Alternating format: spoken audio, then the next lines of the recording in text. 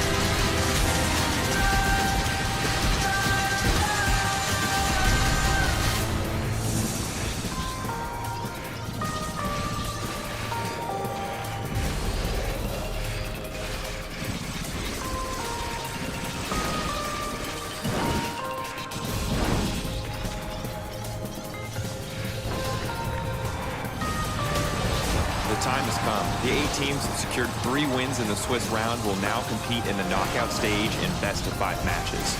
The 2 teams with 3-0 records from the Swiss stage will be matched up with opponents with a 3-2 record, with the rest of the matches randomly determined. These 8 teams will compete in the quarterfinals. 4 will advance to semi. The top 2 finally facing off in the biggest match of the year on November 9th, the finals in Chengdu, China, where the 2025 world champions will claim their title and earn their legacy.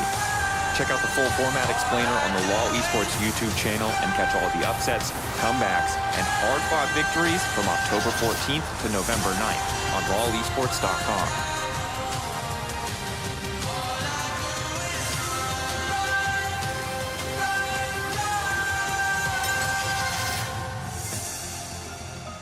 Hey players, I know a lot of you have been asking about the winter map and why we haven't been able to do it, and I'll tell you, it's really difficult. Our tech and tools need some work. Hand painting everything in the map itself is a lot of effort, and not to mention there's gameplay clarity. And can we just talk about how even though it's winter in the northern hemisphere, in the southern hemisphere it's summer? And isn't that where Medler's from? He's from New Zealand, right? So I don't know if we're gonna be able to pull it off. But you know what? Because you really asked for it, we're just gonna do it anyways. Winter map is coming back, everyone. Winter 2025 and summer 2025 somewhere else. It's winter everywhere on Summoner's Rift.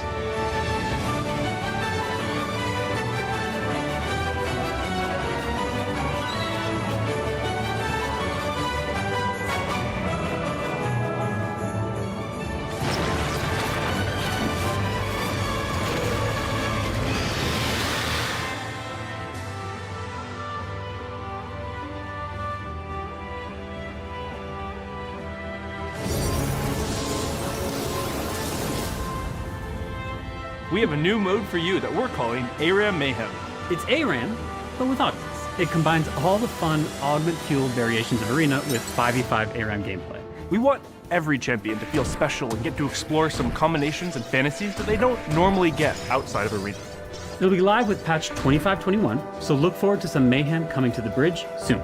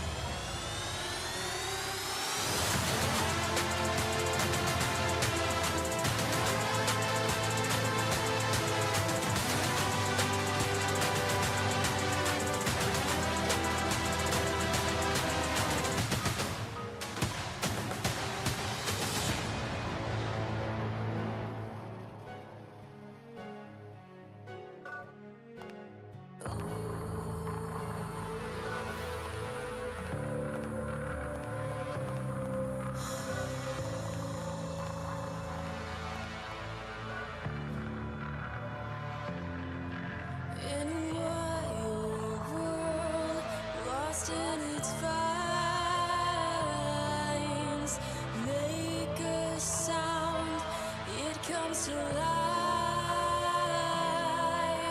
Scream and shout, tell it to the skies. Make it loud, reach for the satellites.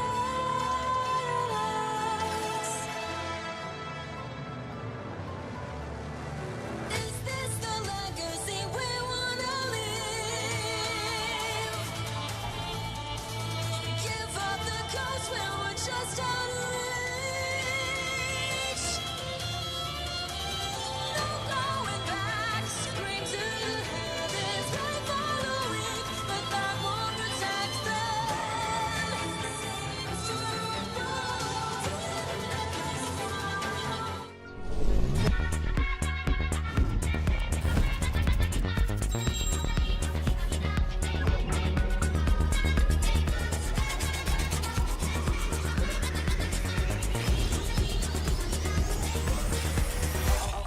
System updated.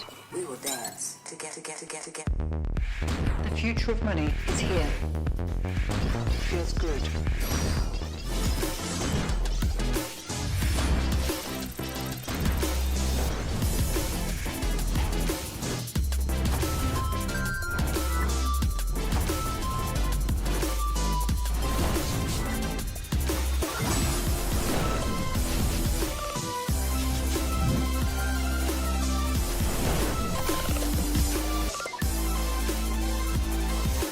The greatest players in the world are here. They can just burn this one down. Oh my god, forward by 9! You are going to see them like you've never seen them before. Rocked at will as the Arcane Storm doing so much work, and Genji! They are just going to ace them! 누구 만나도 이길 수 있다는 자신감 정도로만 생각하고 있습니다. Genji, the EWC winners! Alright guys, I've just landed in China. Let's go.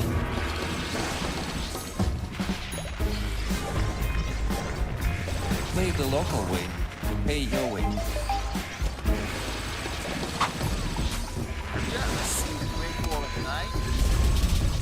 Play the local way. Pay your way.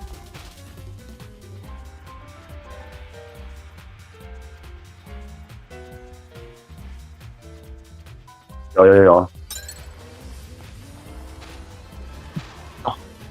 一样等一等之后去刷那个吗？还是我们老样子行动？我刚把那个血族的那颗拉到71等，然后我再做了一颗废都的那个来到50等。我现在70等有戒指可以用了。但是我伤害不知道怎么低，没有。那光50、光60有差很多吗？真的有差？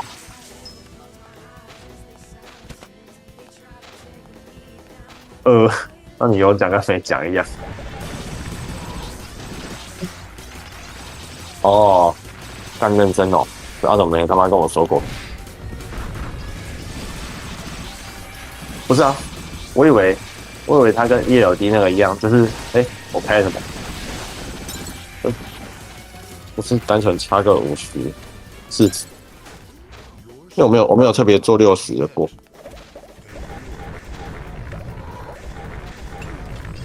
我等一下去做一个看看啊。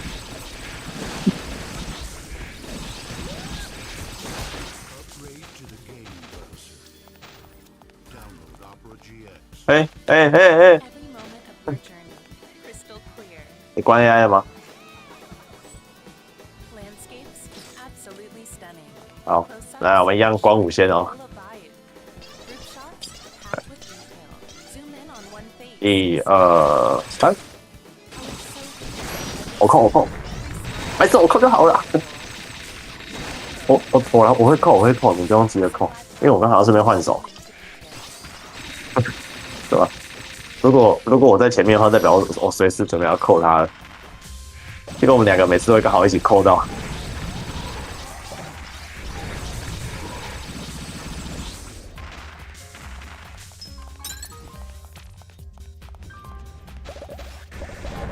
你要干嘛？你要转 NIN 哦？这么早哦？他不是才93等而已吗？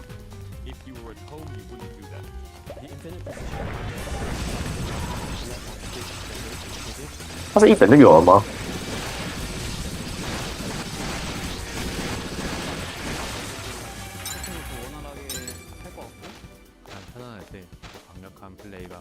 就是行了。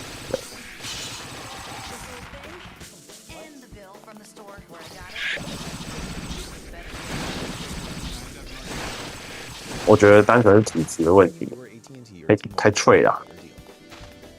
他现在他也是穿 WID 的职业装吗？为什么他长得跟你那件那么像？哦，没有错，远远的看很像，因为我拿笔电荧幕太小了。我朋友前几天还问我说，这游戏画质他妈跟浆糊一样，你怎么玩得下去？我就跟他说，我的笔电他妈就这么小，看什么都长一样。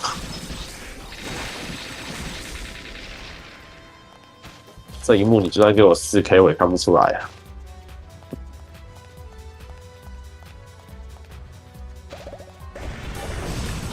看起来是没什么成效。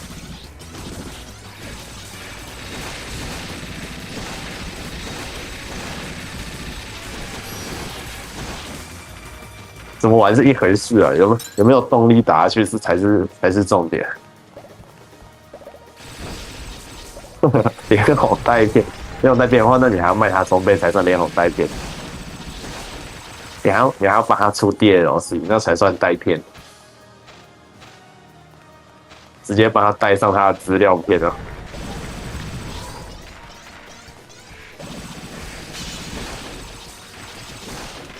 就是说，一个刚开始玩1天的，直接马上入手7片资料片，就对了。那就买才多少？2000吗？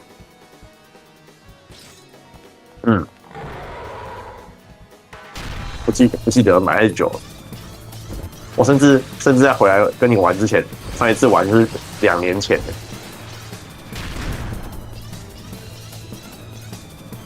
为什么我 MP 没了？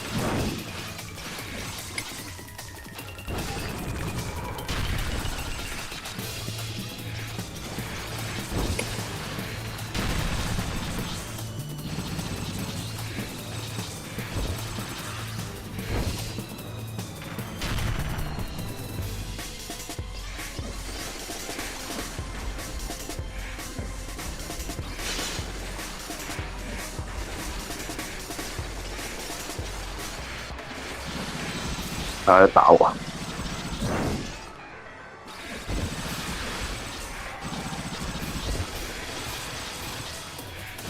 10。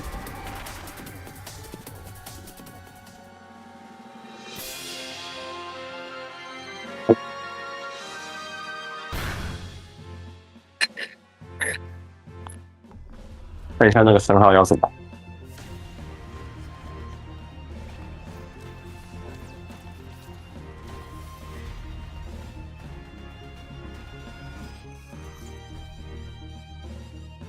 怪，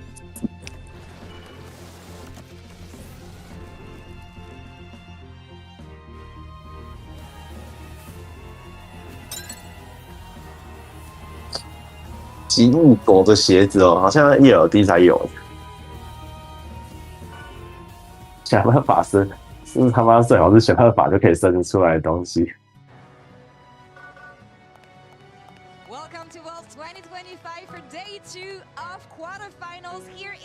难呐难呐！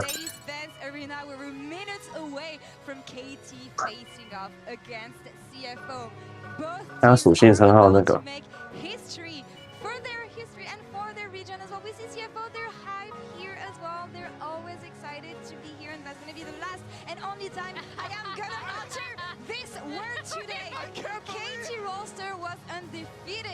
Here in the Swiss stage, and for CFO, it was the first time in 10 years that the region made quarterfinals. Let's take out 满月霓虹。我来做做看。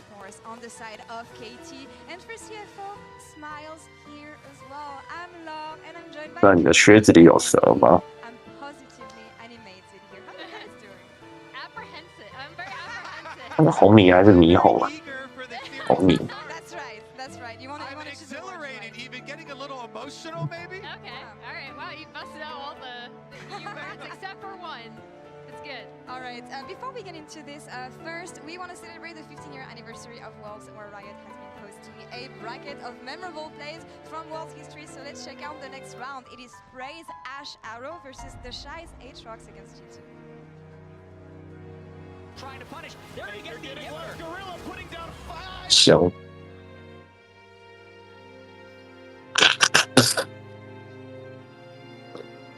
我霓虹的线片好少哦。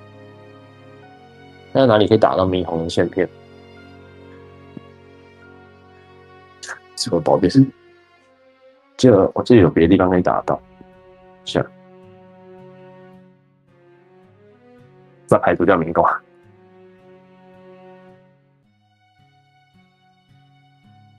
正在寻找，等我一下。风穴。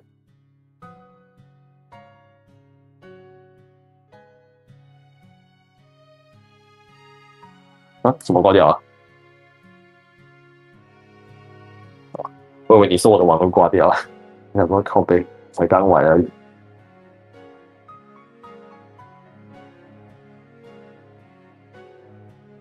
没有欸，霓虹的好像没得刷欸。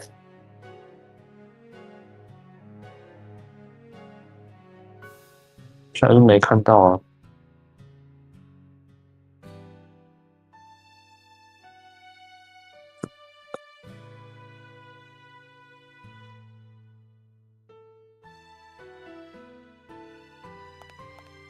但是它可以直接就是用哪一个货币换？有啊，它可以直接换，但是要换货。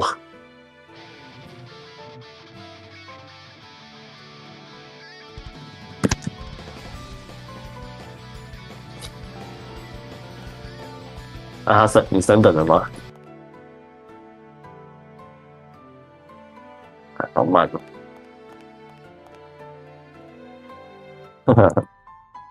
简直痴心妄想。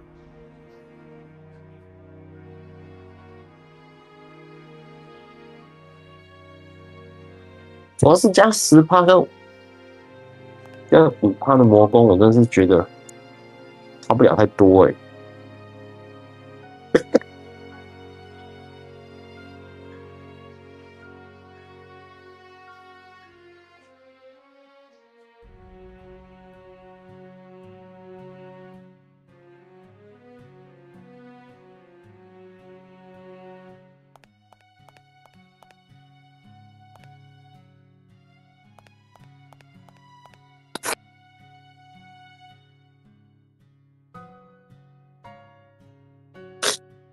我在这边等你。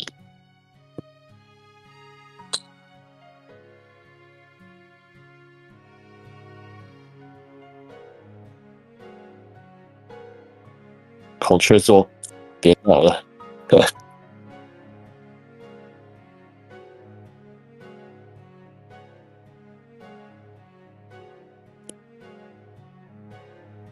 主要是要刷孔雀座，那个时间我都可以再刷一次宝殿的。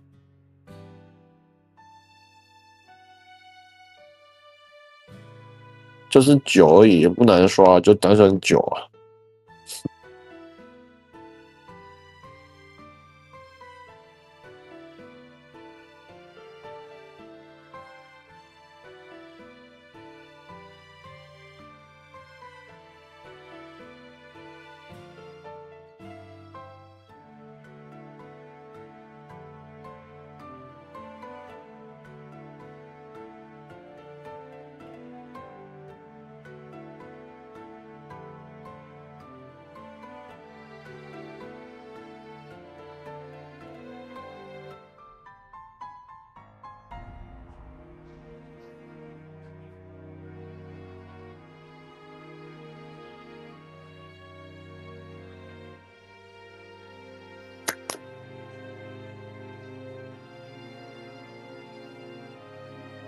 我没打过那个星。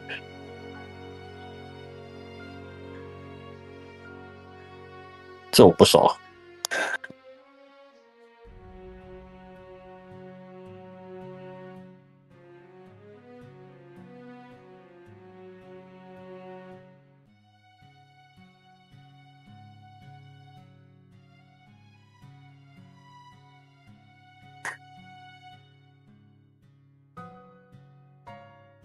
古迹啊，古迹还有点距离吧。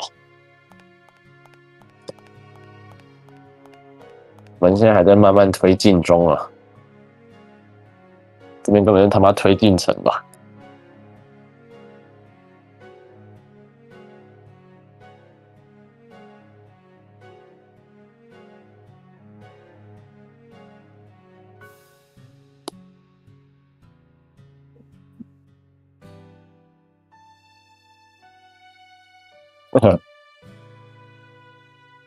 你只要脚哦。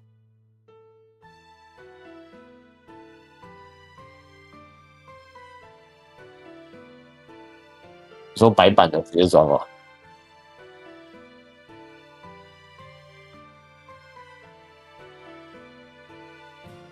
6D，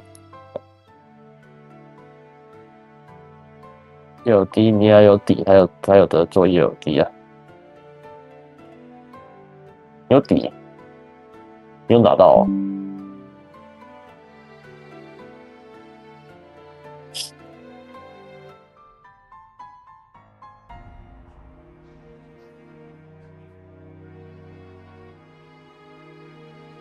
就是你要3件套才有欸，3件套才有几亿啊。哦，我以为靠北啊，我以为你就是要做这件。我想说你他妈做这件你也没有几亿啊。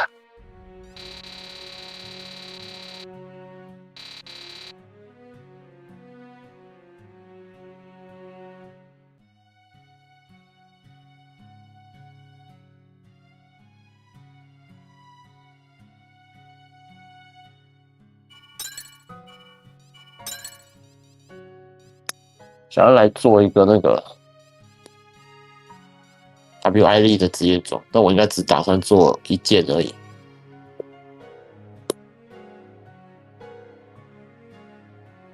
不是，我没有想要几亿，所以我打算只做1件。我是想要做转换率的身体，还是要做加魔法加盾的？没有想好。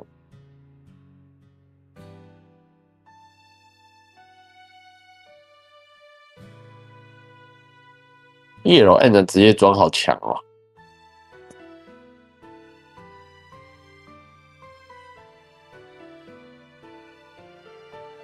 他直接把那个属性加10%欸。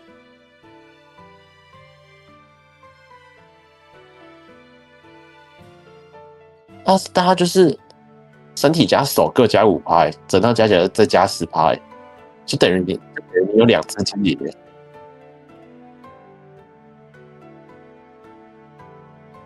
没有，他加的好像是，就是他那个精灵加的属性，就是你 ENC 加的是转换率的10%，但是 ELN 的是加，就是他精灵原本不是加10%，它是另外再加10%上去，所以等于你那只精灵会加20%。啊，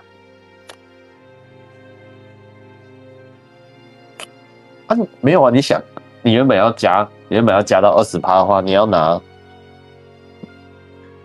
要穿加40%光的欸，不是精灵帮你加属性加20%，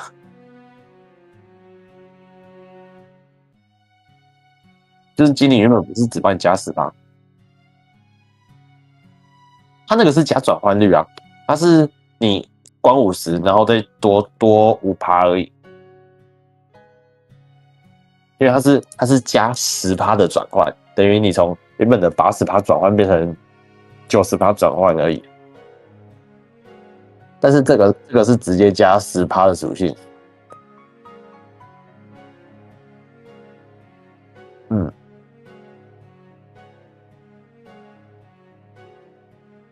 对啊，问题是你看你只加6%属性而已，但它这个嘞，它是直接帮你属性只加10%哎。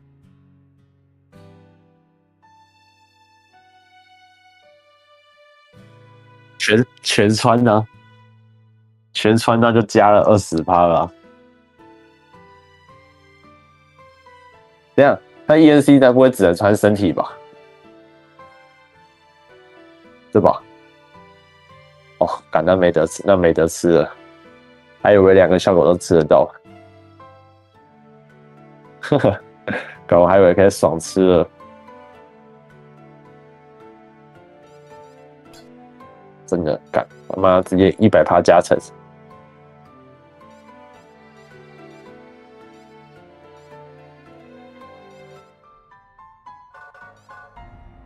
ELD 了，只能择日再刷了。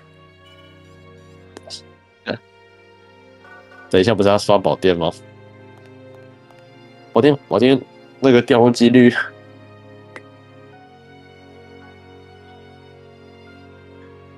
我是觉得宝剑装备蛮好的，但不知道是不是你要的属性呢？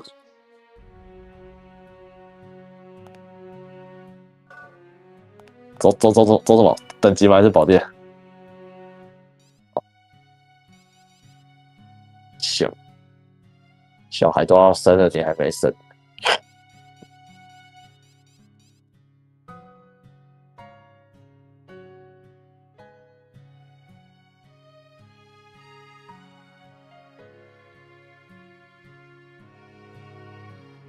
到时候应该会做宝殿的那个一整套顺弓追击猛子，蛮强的。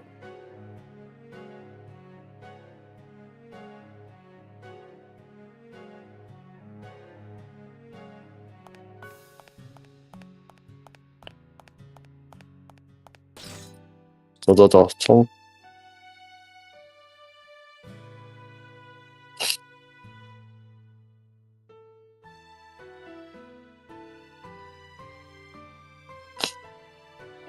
哎靠！刚打了一颗金蛋，这样都没升级了。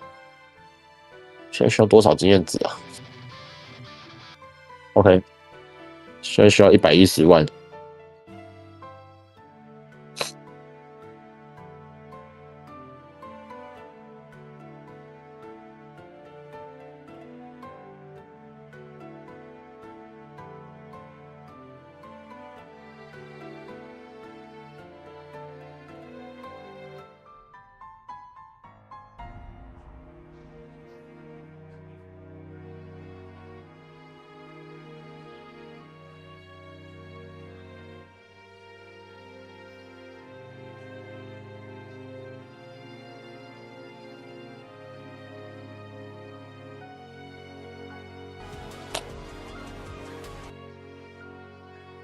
冲！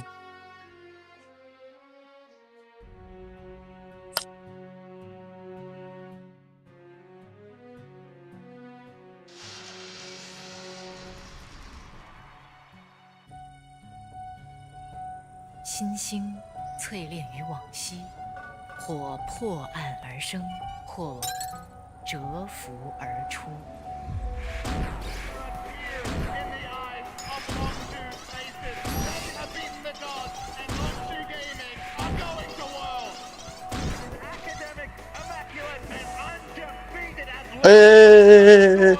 又来一颗！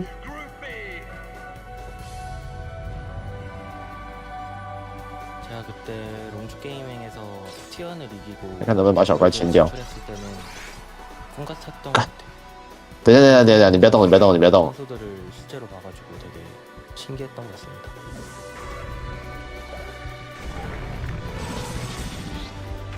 是可以的。主要是趴在那边敲，我不好打。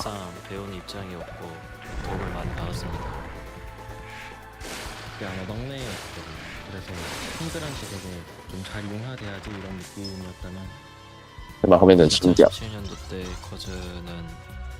好，等一下哦。好了。来，1、2、3。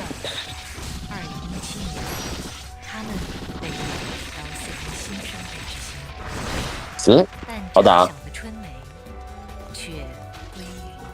又是爽吃了一天。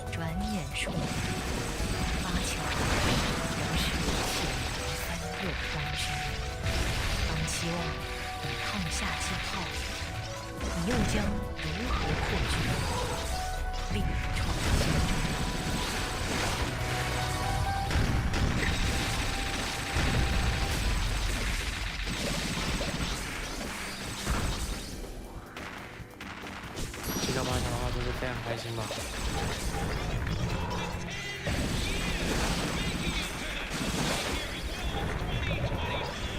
也重返这个赛区，让我们能重新回到比较强大的舞台，就是需要证明自己。你现在是带转速吗？还是带减号？打一级联赛，我能够进入到8强，就是非常行，非常的期待。还以为你会想要带转速诶。 赛区的新生之望。我也是觉得减号比较有用，但我觉得你这个人会想带转速。我觉得这 KT 这支队伍就是玩的非常的稳健吧，就是防守做的非常好。转速感觉是可以做盘给物理值用的。但是我相信我们这个队伍，但是法师自己不太需要转速。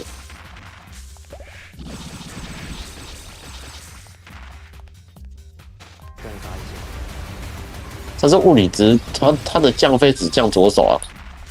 而 KT 能否吹散旧日阴霾，迎接曙光？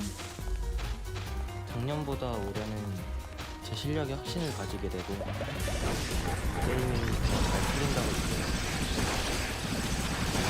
탱크전도 제가 우상이라고 들었는데 제가 어떻게 이 자리에 올라왔는지 보여드리겠습니다.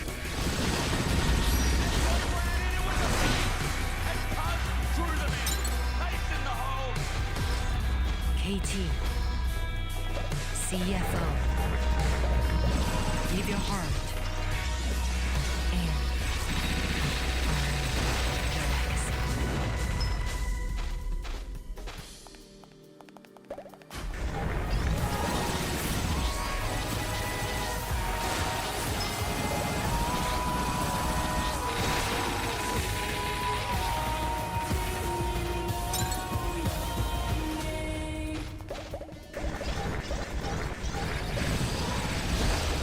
经营术士吗？对啊，经营术士。好气啊！全球的英雄联盟粉丝们，大家好，欢迎来到上海梅赛德斯奔驰文化中心，一起见证2025全球总决赛8强赛。今晚我们将共同来揭晓，到底哪支战队能够以金星会师争夺通往成都的门票。上海，让我们热烈欢呼，迎接今晚的对决。 KT 对阵 CFO。Here we go, ready for our second quarterfinal at Worlds 2025. As KT take on CFO, I'm Medic. I'm joined by Dagda and Azael to lead you through what is hopefully 5 games. 哦，还有3等呢。 And what an atmosphere is already. The players just walked. 还有3等，我才可以拿到那个魔法追击的效果。 They are looking confident, and I feel like this series is going to be such a treat because it feels very hard to predict. Both teams. 对啊，2等加27%，他妈足够要我的命了。 It feels like this could really break either way. And as you say, it's like KT going through 3-0, looking absolutely fantastic. But on the opposite side, CFO, a breakout year for these guys. And it is fantastic to now see them making it to the quarterfinals and seeing if they can keep that legacy alive of the Korean killer. And for players like Hongkyu, you were 8. The last time your region made it to the quarterfinals. Now inspired, you are 18 and you are trying to take them further than they have been since 2012, since TPA were able to claim that World Championship. On the other side, you've got KT, who always seem to struggle when it comes to the quarterfinals. Yeah, and they have to get past a region that didn't exist in Season 2. Yeah. The only time their region actually went past the quarterfinals back in that second World ever. So it is going to be pretty incredible. I do think you have a pretty massive task here for CFO, though, when you're looking at strength versus strength. You know, Hongkyu and Junja, people that you really want to focus on this CFO lineup, but you're going up against Huz and BDD, the heart and soul of this team over on the other side. And BDD on his day, I truly believe is the best mid laner in the world. This guy has been stellar for so long. I don't think that he has really had the success in his career that you would expect for someone of that caliber. He just hasn't always had the roster surrounding him to really make it happen, but he truly has a great opportunity here to go to World semifinals. And he has been the life and breath of this team at this tournament. I mean, so many times they haven't actually found their footing in the early stages, and it's BDD Shockwave that pulls them back into the game. It's BDD performance against teams like Gen G that solidify themselves to step towards this tournament. And it is going to be the eyes on him to see if he can perform. And he's leading all mid laners in CSD at 10 in the tournament. He has had a stellar laning phase, has been so stalwart in the later stages of the game. And he's also a player who has a lot of creativity, who can play different pocket picks, which I think really could benefit them here today. 听起来很励志。 What the draft is going to be, because we haven't seen KT playing for a bit. You know, they 听起来超级励志。 lost a single game here, went straight through. 10年耶，不是1-2年，他妈是10年。 Very high prio for them. I'm not expecting CFO to be able to play Sion this entire tournament for the rest of it. But I am very curious to see if Doggo's going to be able to play things like Draven, if he's going to be able to play things like Corki, which he has been so incredible on. Let's jump into this Champion Select powered by Omen HyperX. Let's see what gets through. As you say, Azir is up. No longer is it, as it is banned out on 3 here. Does mean we have things like the Wukong that have been so highly prized as a first pick jungler for teams so far at Worlds. Yeah, it does feel like Wukong is almost always going to be that answer. And we're just going to have a Snap Aurora coming through here. So will it just be Aurora Zin? That will be my prediction. It is going to be Aurora Zin. So a lot of the OPs that are up and available just kind of being grabbed up here immediately.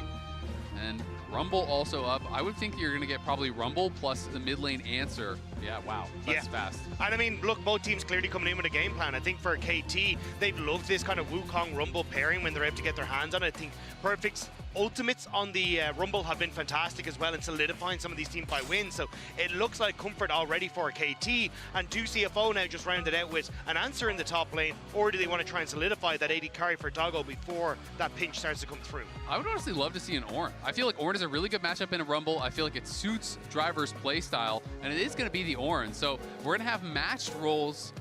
Fairly predictable draft, you know, through the first 3 on both sides. I think both teams really kind of playing towards their strengths. Now is where it's going to get a little bit weird, I think, because I'm curious to see if it is going to be more targeted bans towards the player rather than the meta. You know, how concerned are you about Corki? How concerned are you about things like Draven?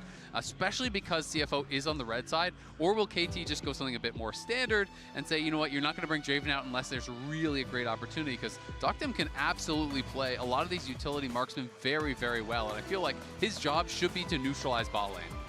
Something we have seen shine for KT as well is that Caitlyn pick. Moving it around the map in the early game, getting strong leads, and then just being able to siege really effectively. And with a Wukong, a Talia, a Rumble there to poke people out underneath the tower, even go for that all-in on a siege. I actually really like the Caitlyn as an opportunity here for KT. Yeah, especially when you think towards what KT would like here, so that can contest on mid-wave, try and keep pressure so that then you can have this Talia operate on side lanes, and then use that strength into finding picks at areas that are nice and close quarters, enabling things like the Wukong and the Rumble, especially towards those Dragon objectives as this game goes on. I wonder if Kaiwing's just going to go something like Alistar here. Okay, it's going to get banned, because I was going to say you could also just go Leona. It feels like Rel is the obvious pick over on the other side, so I thought they might have tried to go, you know, Alistar on 4 as a bit of a pre-denial. Karma would be interesting. You know, they don't necessarily need hard engage from support because they do have it for their Ornn, whereas Peter, I feel like, you know, they're more looking for that primary engage.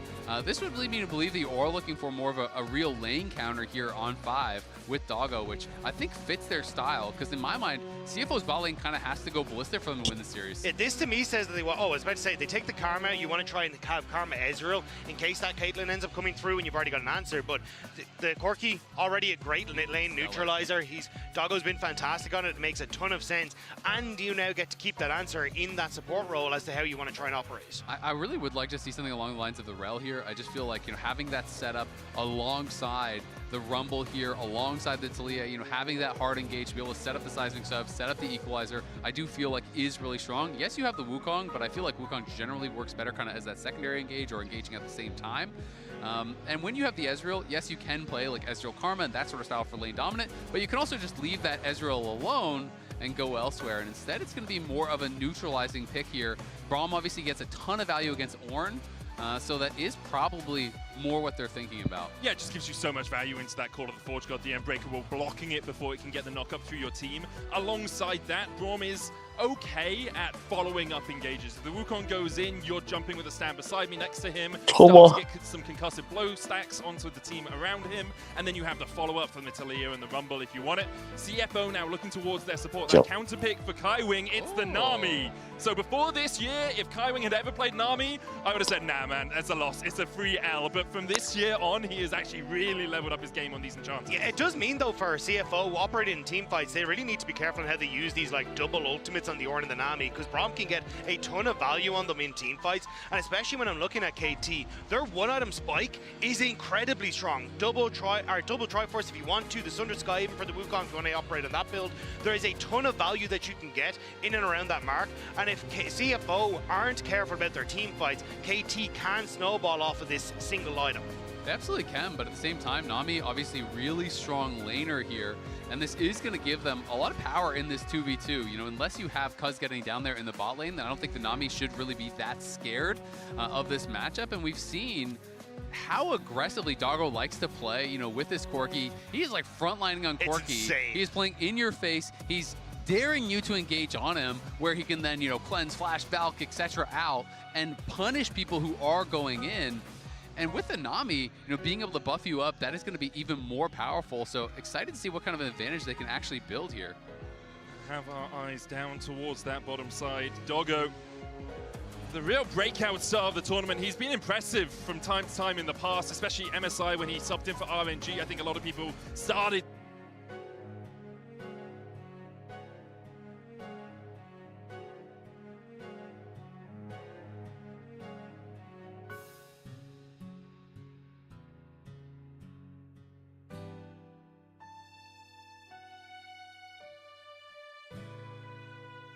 冲吗？还是你还没回来？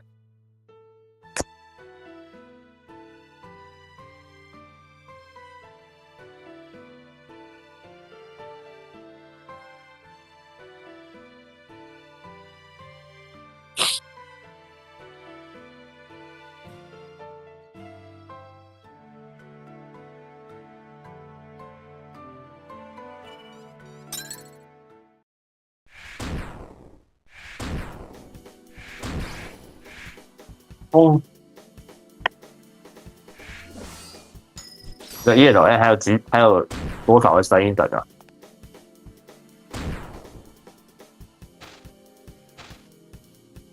是吧？还要打几场才会声音等。你里面稍微小声一点，要盖过你讲话的声音。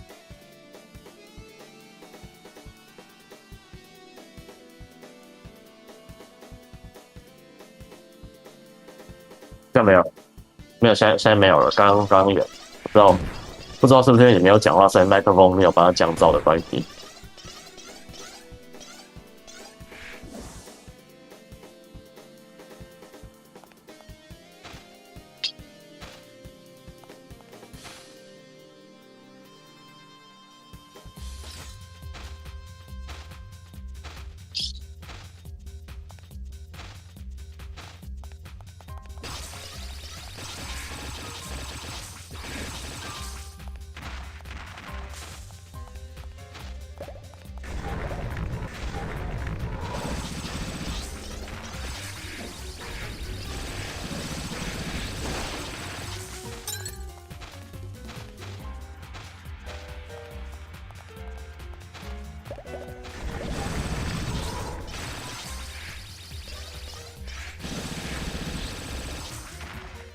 这没办法秒接技能，一定转的还不够快。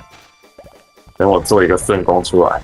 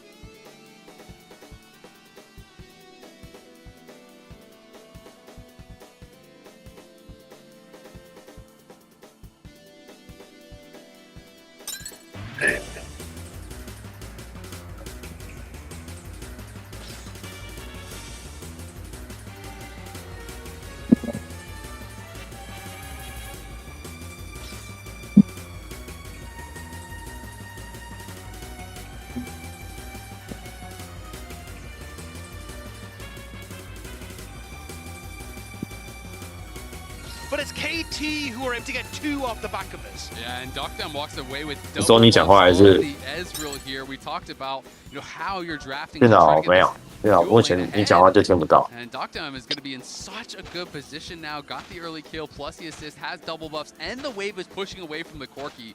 So it is looking difficult. I do wonder, if Driver might go towards bot, you could send Corki top, try to change things around. Peter here got very aggressive.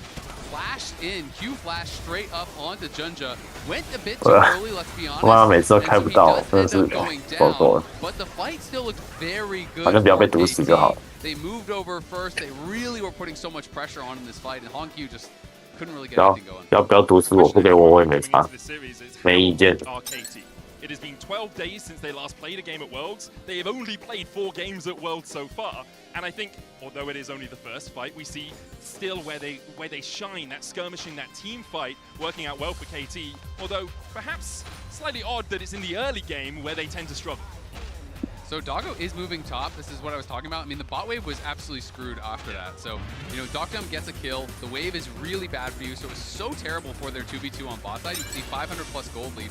So Driver is basically going to sacrifice to the team. Driver saying, you know what? I will take the terrible wave. You go top, collect this wave that is pushing in towards me. They know they need to keep Doggo into a good spot, but it is a really concerning start just because it's not just about those kills, it's about the fallout afterwards. And that will be the Dragon, right? KT are already on this bottom side. He just peers in towards Dragon. He's going to be able to take that one. 我也要找时间去刷一点光点金了。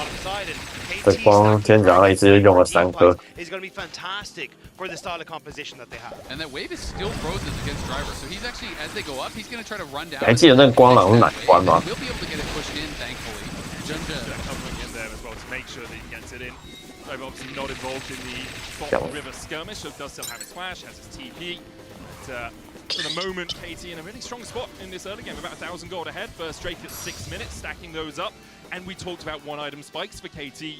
Having this small early game lead just accelerates you towards them even quicker. That's why I like early Dragon stacking, because 1-item, 2-item spikes is when you're fighting for that. Yeah, and especially as you start to now reset for Cuz, you'll be able to move in towards top side, clear that out, and then as you were just talking about, like Grub's in a minute and a half, he's going to be in a fairly good spot, hits level 6 just before that happens, and it's kind of that little bit of an early advantage that is setting you up very, very nicely for this. But Junja wants to try and get on towards perfect in this top side. 没技能的话，你能量条被打空了。 Yeah, I mean, the issue is the wave is pushing towards perfect, so there's no pressure on him, When you see those range minions stacking, yeah, it's annoying, you're going to lose a little bit, but you're getting the XP, and eventually it will collect and come to you, so you just have to play that safe, and you can see that Peter's actually going to TP top. They're just going to TP perfect down towards bot to collect that wave, so they're moving it around, they're just doing the same thing basically that the CFO did earlier. They're going to give Doctam this stacked up wave to keep pushing him ahead and try to match this 2v2. When he's already on Sheen tier, he's looking like he's in a great spot. Yeah, and also I love the defensive vision that's there for KT as well. Like, they have this ward that's just sitting over towards their Gromp, and it's been able to spot out, like, any time Hongqiu started to shift across, if there's some sort of dive that was there. So just already KT very aware of the type of plays that CFO like to make in these early stages to garner these leads. Teams willing just to accept these waves, the wave stays kind of just sitting where they are.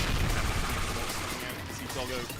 It looked like for a second perhaps he was passing down towards bottom side, but once again, staying square towards top with the coming up in 15 seconds. KT will have to push in top so they can just play immediately.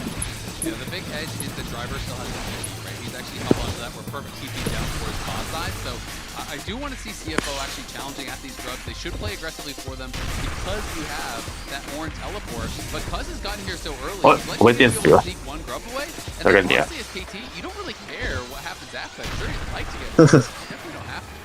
我就想说应该不需要换手开防护罩吧，就谁知道啊，1秒头就破了。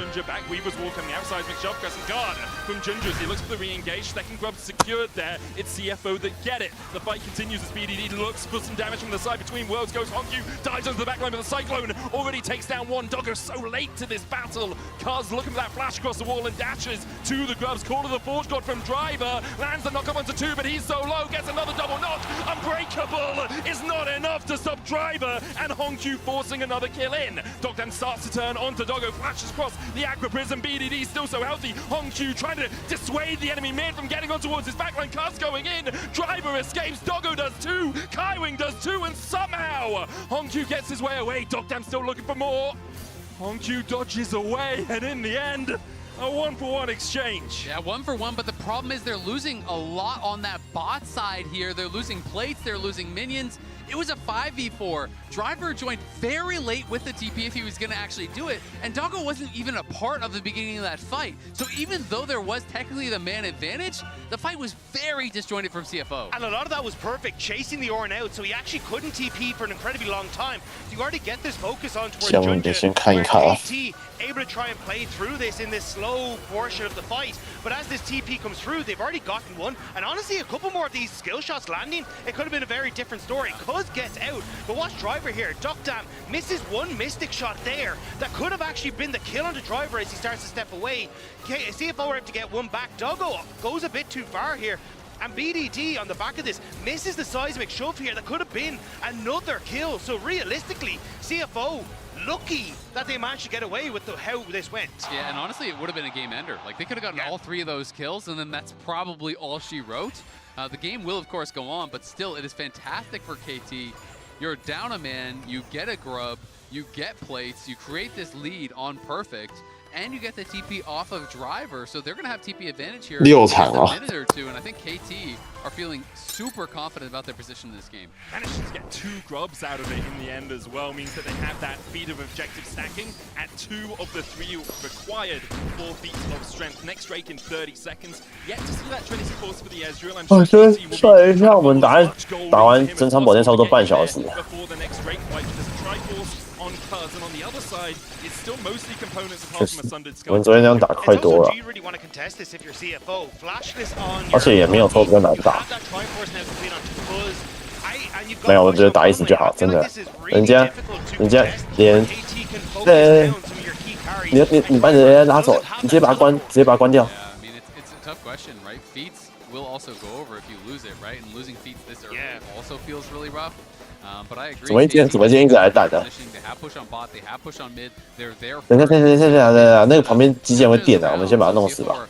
Absolutely considering it, but it's going to be so. 哦，光武直接这边被炸死哦。 Basically no flashes on either side as well. There's 3 available in the game. Perfect, Peter and Jun. 不会啊。Sorry, and Hongyu. 好，那就留这只。可以了，好了吗？ Spectator sport at the moment as the flash comes in with the Winters. 1、2、3。 With a crescent guard, but look at the damage coming out from KT right now. They'll find 2 Ginger Force low. CFO trying to respond, but Doggo and Kaiwing. 先把这个亡魂也弄死。哎，干炸错边了。 Peter once again with the aggressive flash to set up KT for a bolt off the bat. Great for KT, but this time I don't really understand CFO going for it. We talked about the setup was so much better from KT, and if you're not even going to bring down the Ornn, 直接一个双收。 to actually out team fight in a 4v5 with worse setup, with worse condition as far as your summoners and your carries are concerned as well. I mean, Ornn is top, he's not even moving, right? It's never really going to work out. And we can see Peter again just goes aggressive. You know, Braum obviously not a great primary engage, but both the early Scuttle fight and this fight, he's just flashing in, throwing up the Unbreakable, and even though he goes down, they're committing so much to him that you're never going to win the fight out afterwards. And now you have a 4-kill Wukong that is going to be devastating in these fights. And at this stage, you kind of get to snowball a lot of these leads, because when you go up towards these next few fights, that's where you can now have the advantages as you move forward. Mandate finish now for Cohen, just kind of rush that to get more damage out of your Corki. And from your Xin Zhao, actually, with the Tidecaller's blessing on him. A 3-talent strike can do a lot of work, but right now it's such a big hole that CFO find themselves in. 1.5k behind. First item still waiting for Doggo on that Corki. I mean, Wukong is just going to be such a problem. When Wukong gets this accelerated, all of a sudden you don't really need a lot of help to be able to press the backline carries. Equalizer plus Wukong is going to be more than enough to mean that Doggo and Hongqiu basically can't play, right? You just drop it on the head, you fly in, and they're going to have to get out of there, if not just outright die. Not to even mention, True Shot Barrage can come in over the top. There's so many extra tools that could be there, but they just don't even need it when Wukong's this fed. And I think, honestly, KT came into this with a very good game plan of, hey, we understand CFO like to go for these aggressive plays towards side lanes in the early stages to get their jungler ahead and try and play through that, but with KT, they came in the attack bot lane, stopped Doggo from then they had defensive wards on that top side to prevent any sort of plays towards Perfect, and now you're in a position with these early skirmishes working out fantastically for KT off of these early spikes we were talking about. Absolutely, and I just feel like CFO, it's been less about the play in the skirmishes and more about the play prior to the skirmishes, right? They're skipping steps, they're not always having the proper setup. Even when they had the TP advantage, they weren't able to utilize it whatsoever, and when they didn't, and they shouldn't even be trying, they're going in anyway. So it just feels like they're trying to force it. Hongqiu's in trouble. Using the Ghost, TP comes out, and so that KT will disengage.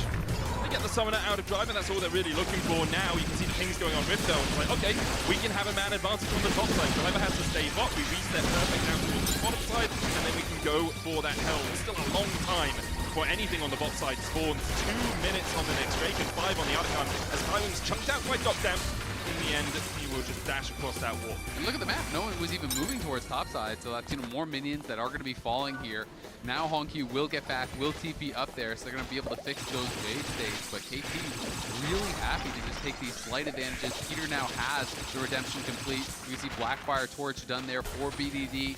So all of these major spikes have now come in for KT. And you can see the consequences of Driver TPing for the save. He now has to walk up. Actually looks like we're going to have Perfect moving up here as well. I wonder if they did just want to have him push out that bot lane wave, but CFO forcing the tempo, forcing the play means that KT want to answer without using that TP. Cuz dashing in onto Driver. Hongqiu and BDD fighting up towards the top side. I love this call from CFO. Sack a wave and just get yourself in river. If KT can hold these choke points, that's where they're most scary, but same goes for CFO with the combo of this Ornn and Nami.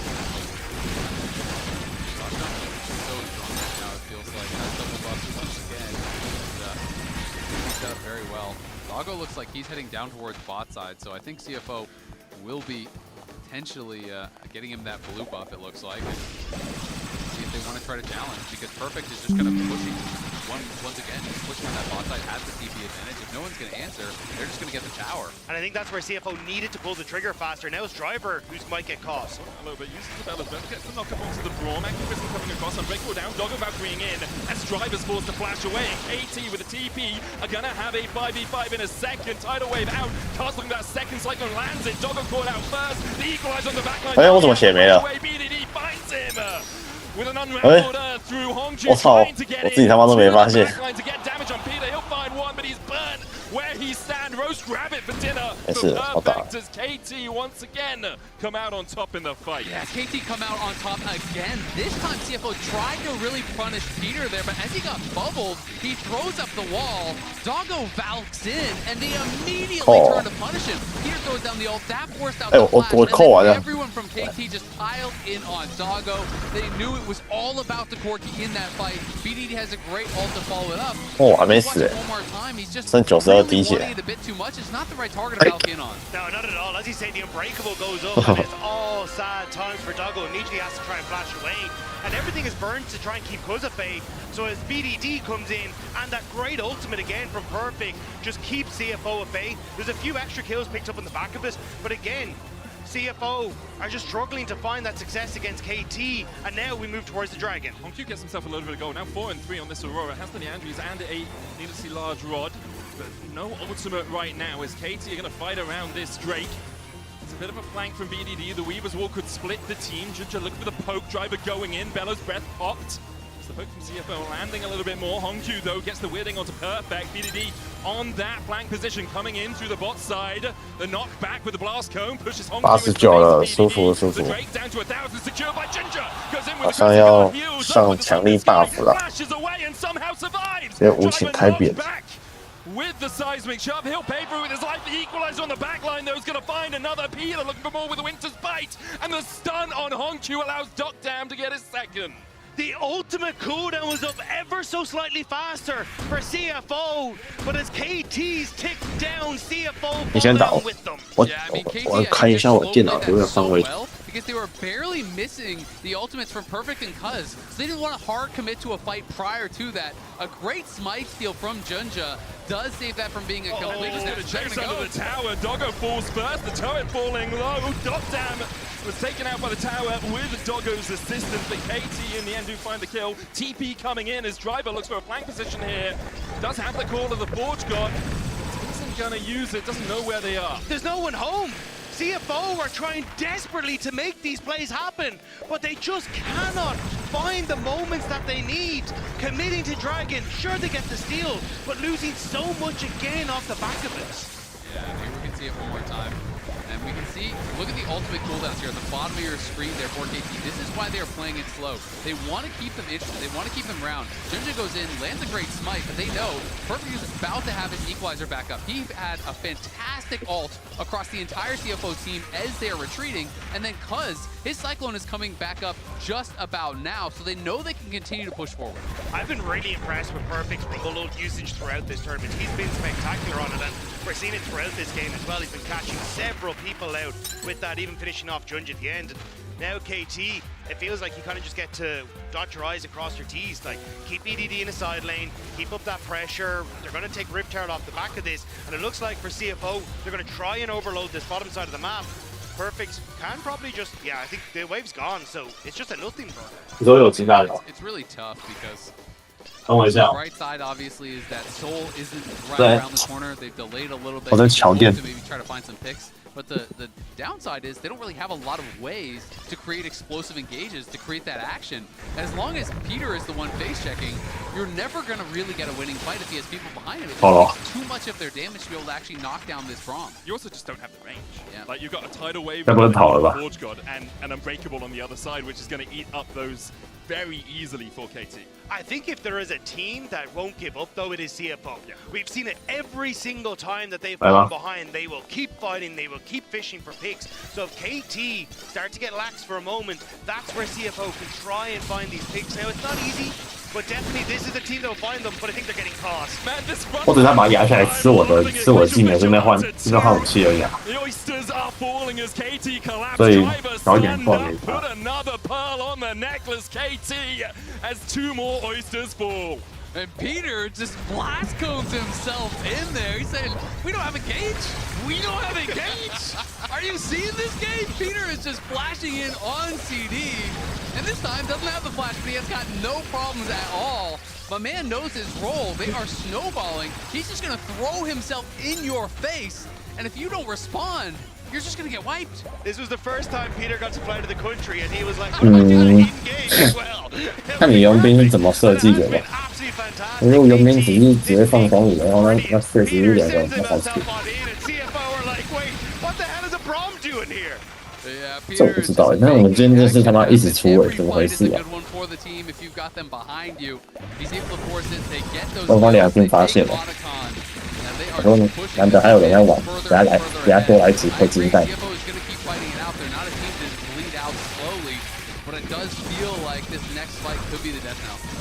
Also a team where one game is indicative of how the series varies. Like CFO, even against AL, we saw them losing but still fighting back.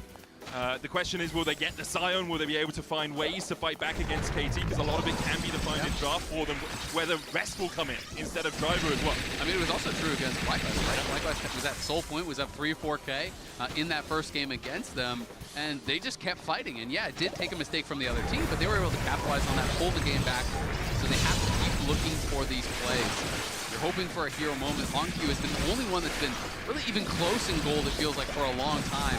So maybe if he can find that dream flank, you know, if Peter goes too far ahead of the rest of the team, he can get the backline, maybe you can find some sort of an angle, but it feels so hard because they have no vision. And, you know, when you're looking at the map, like, that is terrifying. You know, when you're saying, okay, you can find this dream pick, you don't know where anyone is. And alongside that, you do like Ezreal just up shifts away. Like you put down the between worlds, you try and dive onto the back line, and Dogdown just says, okay, I'm jumping over this wall. BDD, perhaps a target for 我在看我如果把它放到大桌子上会不会比较好？会不会比较舒服？因为我现在没有第二把键盘，我就没办法扣在后面玩游戏了。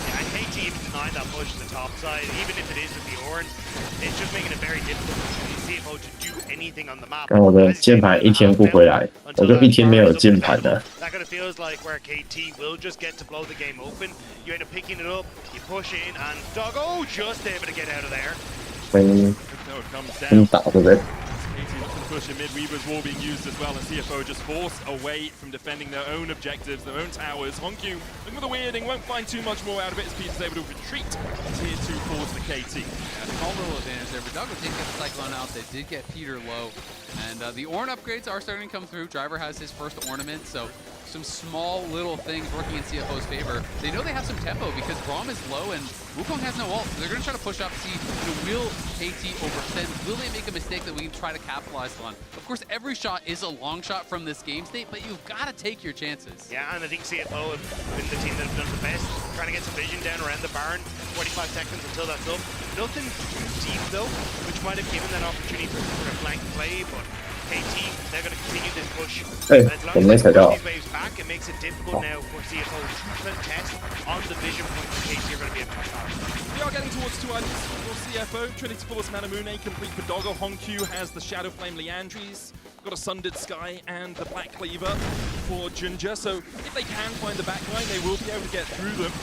You know, Driver gets tankier and tankier as the game goes on. It's hard to work your way through an Ornn, especially as an Ezreal who, although he is at 3 items, doesn't have that huge crit chance, doesn't have a huge amount of damage as they find the pick. Him onto Peter, tidal wave down. Peter's going to stand beside his teammate, but Hongkyu puts him in his place. CFO find the pick. TP coming out from Perfect. Hongkyu looking for a little bit more. Cyclone from Cuz, just to try and distract and dissuade the engage from CFO, but a great knockback onto Ginger means that Cuz goes on a rampage. Driver now on the retreat with the rest of the Oysters, but KT are not letting them escape easily. Doggo onto Dogdown! 80 for 80 and Hongkyu adds another onto that receipt. It's 2 so far. Driver retreats. KT still looking for more as Cuz and BDD step forward, but do they have the damage? Do they have the gap closing to catch up with CFO? This is exactly what we were talking about. CFO finding the moment. A pick onto Peter. It doesn't quite get the Baron, but it does get them some much needed gold. 就是他刚为什么瞬间血条一半不见了？ Valk forward flashing in. Peter gets caught over the wall, and they do not hesitate whatsoever. Junjin instantly goes in. They are able to knock down Peter, and then KT is saying, okay, but we maybe can still take it in the 4v5. But look at this equalizer from Perfect. I think he's expecting that they will retreat into it, but instead it really gets nothing done. CFO doesn't know how to retreat. They're going forward. And it works out so well because it's Doggo that you keep your eyes on here. As Doggo says, I'm all in as well. Flashes into the face of the Ezreal to get the kill, and that makes the difference here. There is no AD carry left to try and free fire on some of the low health CFO members. And there's some big shutdown.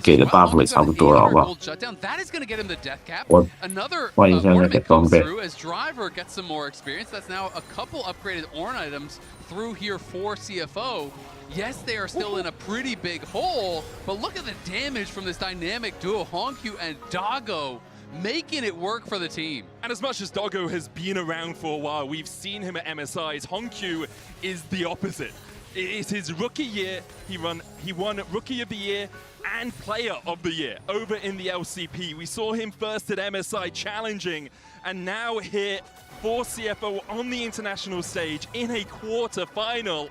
He's not letting the nameplates say anything to him. He is playing this game with those nameplates off. And I just love this about CFO. I mean, this is a team that has represented the LCP at every single one of the international tournaments, and now they are sitting in quarterfinals against the LCK 3rd seed, and it has not been easy, but they may just be starting to wake up and find their picks. And something that Chawi, their coach, really was emphasizing, that he wanted young players that weren't afraid to fight. You can't give too much respect to the LPL LCK teams. 对，我有二阶这一集 You will never stand a chance. You have to make them uncomfortable. You have to get in their face and try to find these opportunities. And that's what they're going to try to do, but it's 25 seconds until a potential soul here for KT. KT's still very much in the driver's seat in this game. 5,500 gold ahead. Medjai is complete on BDD with 12 stacks on it, alongside a lightning jewel for that little bit extra penetration. GA complete on Cuz, so he can get onto that backline even easier. You've got a Seekers for Perfect. Their ability to delay a fight is absolutely massive. CFO pushing through the bot side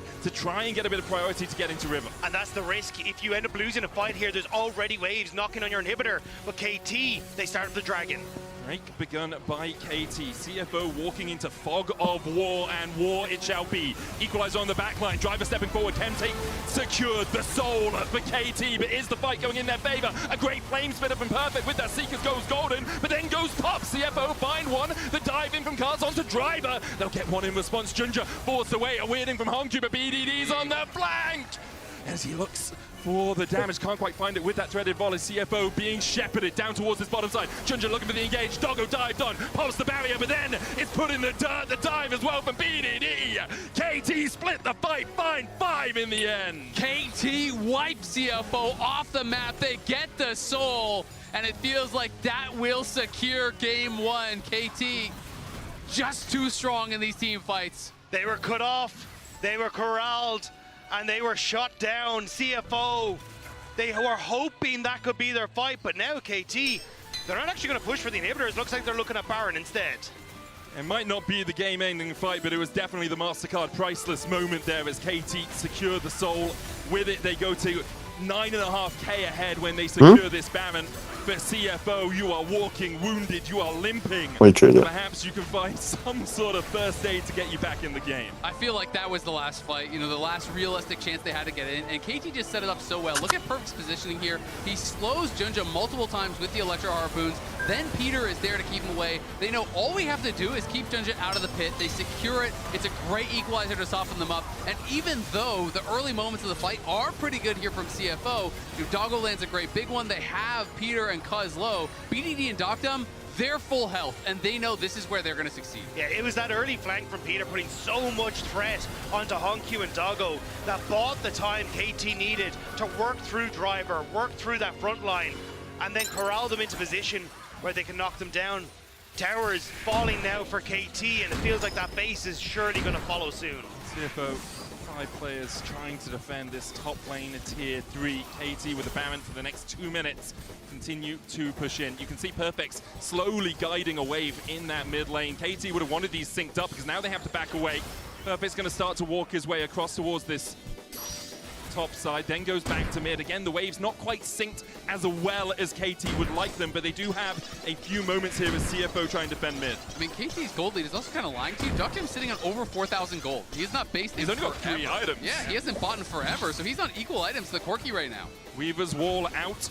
Tries to split the uprights and does exactly that, but CFO still able to defend. Again, the mid lane wave about 5 seconds away, and because of that, CFO can clear, then walk back towards mid. You see KT back away. Didn't have the time to reset after the Chem Soul fight, then took the Baron, then pushed in, didn't spend their gold, and now that Baron beginning to expire. An entire Cyrildas for Doctam alongside a BF Soul. Yeah, not a bad buy. Full Cyrildas and a BF. Like, you're really happy with it, but also you only have a minute left on the Baron. That's 2 waves left. Absolutely. You are still in prime position to win the game as KT. but there were small optimizations that could have been made over that last season. No, I absolutely agree. I mean, they've got a lot of the luxury items in there too, though. You can see almost 25 stacks on the Magi's. Seekers is done. You have the GA ready here for Cuz. So it does feel like they have everything, but they are running out of time on this push. We'll see, will they try to force a dive on this next wave? Maybe just drop the equalizer to force them off the tower and crack the base. Yeah, I think that's going to be the play. Just try and force CFO back. They don't have the Weaver's Wall quite yet to sync up with it. Maybe they want to wait for the next wave, but like that's 30 seconds and oh, here we go. Flash call to the foot drop from Drivers, get the knock-up! Oh, Driver, that was gorgeous from the back line! Perfect! And Cuz dive in with the Cyclone, they find 2 for it. CFO pulled the trigger, but KT's reaction was absolutely sublime. They'll wipe away CFO. Hongq can only stand and watch as K2 push in for the win. Blink and you'll miss it. KT jump onto the back line and they immediately turn towards the Nexus. Hongq, he's hopping around, but there's not really much he can do in the face of 4 from KT. Cuz gives him a love tap as the Nexus falls, and KT go 1-0 up. 刚被人家骗到了，我上钩了。 Great start here for KT. First win on the board. 1 out of 3 down to try to make it where they've never been before, the World Semifinals. And to do so in such a fantastic manner, controlling the early game. But I know there's 2 people who don't want to say anything about this game, and I want to toss it over to them. 哎，这是雕像吗？ The only thing I want to say right now is that I am exulting, guys. That was an amazing game on the side of KT. It's the beginning of the series, so let's see how they can take this one. And one of the questions that we had coming into today, it is the early games for this completely different look compared to Swiss stage. Yeah, and it was super, super important because 那我要叫一只鸟人来帮我打。 Hero to me was 那放在感觉他妈就超级拔高。 Junja is such a huge part of this CFO early game, and I thought they crafted a composition that A just does really well in these early skirmishes from level 1. You saw them looking for stuff with the Braum, but I think Cuz was the big star in securing a lot of these early objectives. Yeah, they had some early skirmishes that they were victorious in as well, and were able to snowball that really effectively. I mean, we're starting it out with some W's here for KT. Yeah, shout out to production, by the way, doing me dirty but so far, that's a big W on this side of KT, and we know that every second counts thanks to the reliable network. BDD clutches the fight yet again, closing the door on CFO. Yeah, and the big thing is that you can tell KT wants to turn onto Doggo immediately, right? BDD's walls were so good throughout all of this. That one kind of gets him into the fight. They eliminate Doggo, and then it still looks a little dicey around the end. A lot of blinking health bars on both teams. Yeah, I mean, since we talk so highly about when Doggo plays aggressively and makes these huge, comeback plays, we also have to criticize him when that one, he's valking in onto a Braum and he's putting a bunch of his damage into a Braum with shield up, and then KT punish him for it. So they are even able to attack some of the strengths that CFO had, and if you make a mistake like that versus KT, they'll punish you. They'll punish you, absolutely. And another question that we had immediately coming for this team was Cuz. Cuz, he is the roller coaster. He embodies the roller coaster for KT. And so far, up and up we go. Yeah, as Peter would say, what, KT roasts are going up? If you haven't seen that Peter interview, go watch it. It's amazing. But I want to point out his kill participation, right? And just how good his Wukong was at getting onto key priority targets through the early skirmishes, like you said, Kobe, into team fights like this. As we run through some of these fights again, he was so instrumental in specifically keeping Junja out of CFO's early game, which is just, again, so important to how CFO like to play. Yeah, and I have to say, KT in game number 1, the team is looking very well-rounded. Everybody kind of firing on all cylinders. Imagine banning 3 mid laners versus BDD and still giving one of his best champs. He had some big seismic shoves. So KT looking pretty good. Looking pretty good so far, taking game 1. I really want to see CFO fight back, though. We saw what Hongq was capable of. Let's see what the whole team can do when they come on online here for game 2. We want to have a series here in this quarterfinals, so we'll be back right after this. Isabel as well. Gets the knock up onto the Braum. Aquaprism coming across. Unbreakable down. Doggo Valkyrie in as Driver's forced to flash away. KT with TP are going to have a 5v5 in a second. Tidal Wave out. Part of that second cycle lands it. Doggo caught out first. The equalize on the backline. Nami has to flash away. BDD finds him with an unraveled Earth through Hongju, trying to get in to the backline to get damage on Peter. He'll find one, but he's done. Where he stand, Rose grab it for dinner. 直接把他压在空中压到死。 Come out on top in the fight.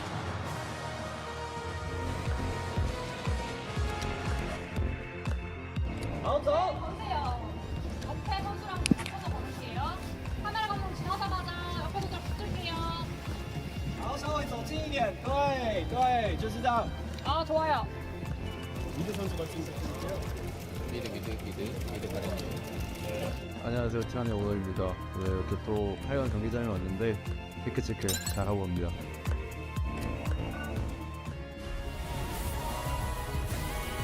OK， 可以冲了吧？操了，还差多少？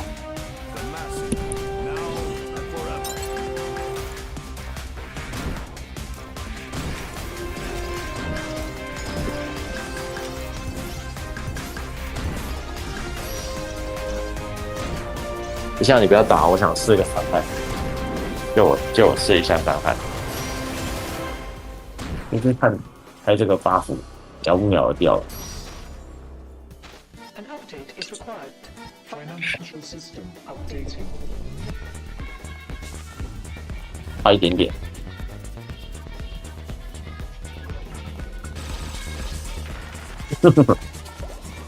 45度一下。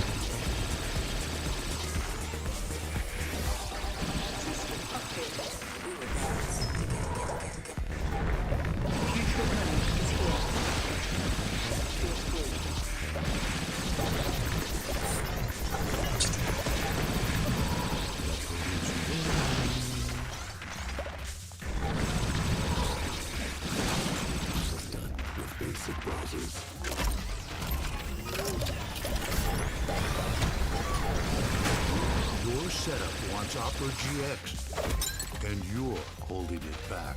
还有这个追击之后，那个打击感很爽。 Upgrade to the gaming browser. Download Opera GX. The greatest players in the 这 world. 边主场都4-4伤害，但打的是真他妈爽。 You are going to see them like you've never seen them before. 没有，我已经只剩490了。多少？ 자신감 정도로만 생각하고 있습니다. 200。好，200还行。但航空早也才270而已。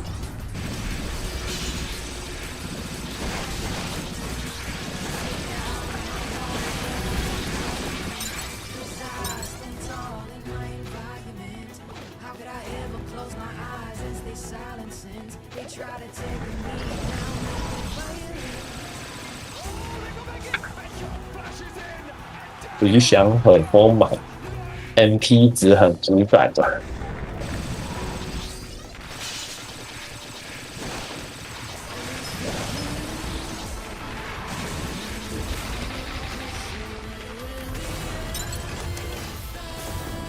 怎么都是将军的啊？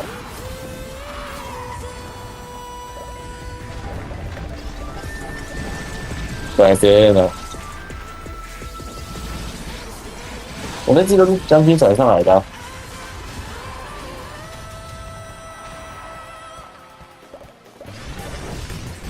Every moment of your journey, crystal clear. Landscapes, absolutely stunning. Close-ups, sharp and full of vibe. 我们在后面吃小怪。 Packed with detail. Zoom in on one face, still flawless. Colors so real, every scene, every smile, unforgettable. Oppo, find the X9 series. Hasselblad telephoto, zoom into detail. I got this old thing and the bill from the store where I got it. Figured you could beat it with a better deal on one of these big boys. Nah, it doesn't work that way. Guess not. Bring your AT&T or T-Mobile for a better deal. You don't know that?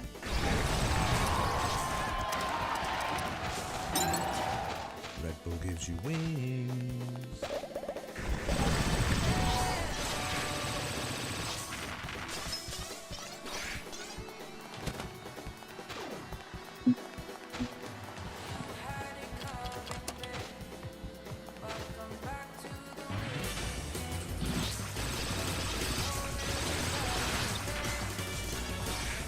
妈哟，洗不去了。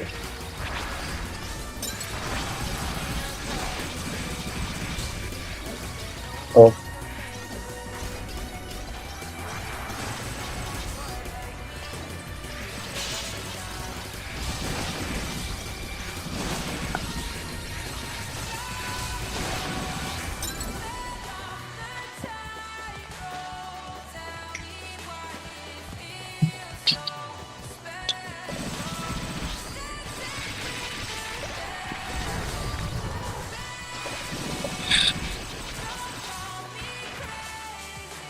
等我一下，回一下正光讯息。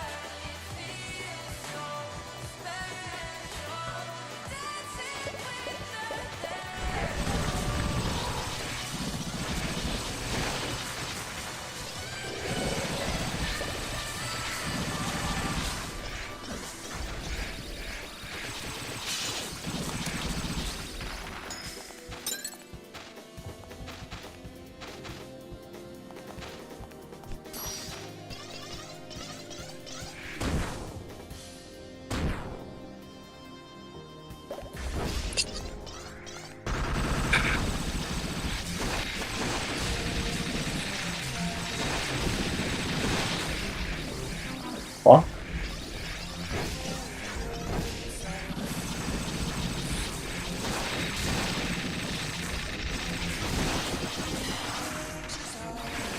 不是，是他好像最近过世，然后他就压力很大，日本人他爸最近过世啊，然后反正就是他就因为。他爸是意外死亡的，然后他那个死亡证明书拿不到，然后明天要告别式，他就很紧张。然后，对啊，他跌倒。嗯。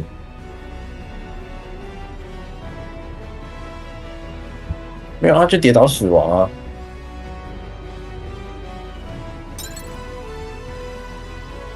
没有，就是跌倒之后就没有起来了。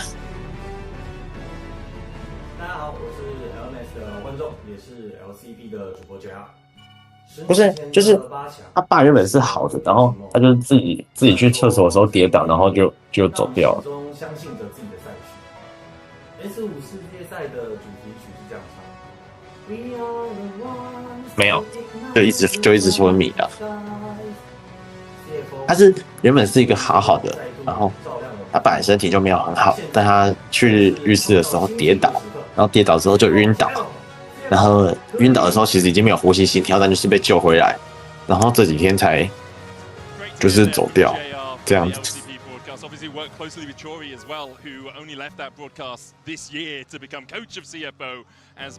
对，就维持这样，然后让他自己安宁治疗这样子。Why haven't you started coach yet?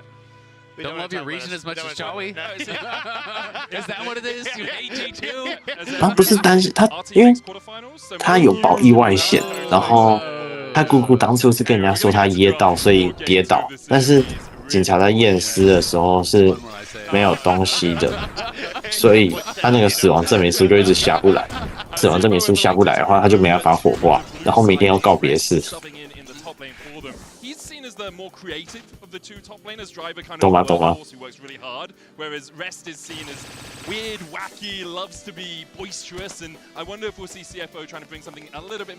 对啊，因为他姑姑做的笔录是说，就是他是说他噎到啊，但是实际上法医验出来只有跌倒而已啊，所以他跟他笔录讲不一样，所以他就一直没办法开死亡证明给他，他就是还在补资料什么的。然后他因为如果没有拿到死亡证明，然后就没办法火化，因为他有保那个意外险。go outside of that and get a bit more creative. I feel like if they wanted him to get funky, though, they would have gone red side, right? So I think that we are just going to get more standard stuff. Ori and Azir both up here. 对啊，然后他就刚刚传讯跟我说他拿到了，所以我才赶快回他。 And we'll see, you know, that's going to be the kind of key to me because that really does dictate the first couple picks. And instead, it's going to be MVS. 对，我刚拿到了。 So if you ban away the Sion, then 捡得到啊，一定捡得到啊。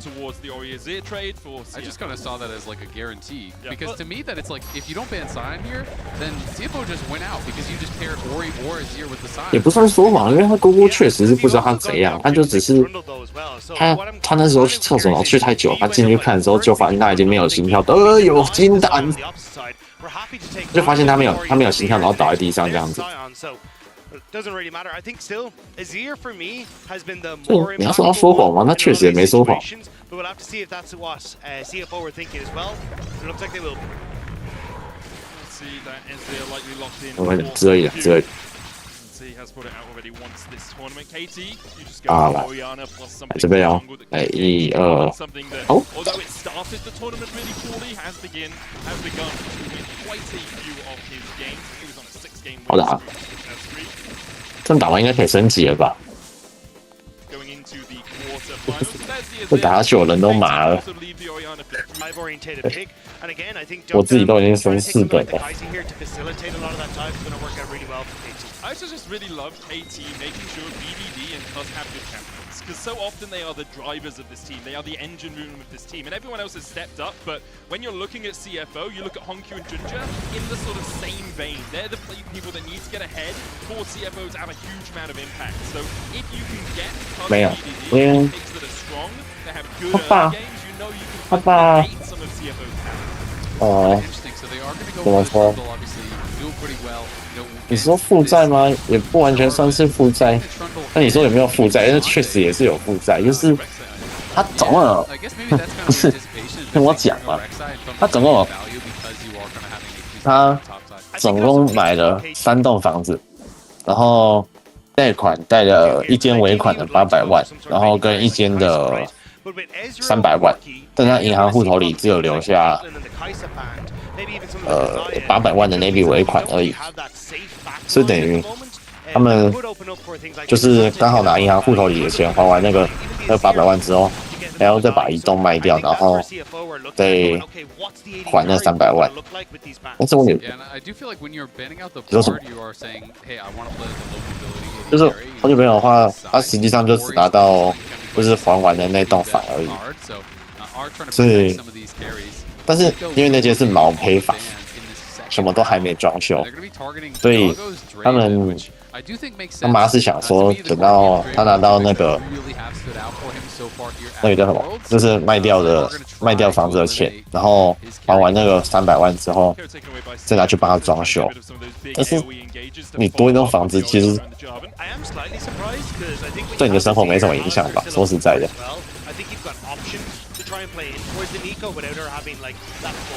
他就是要卖掉1栋房子啊，1栋房啊。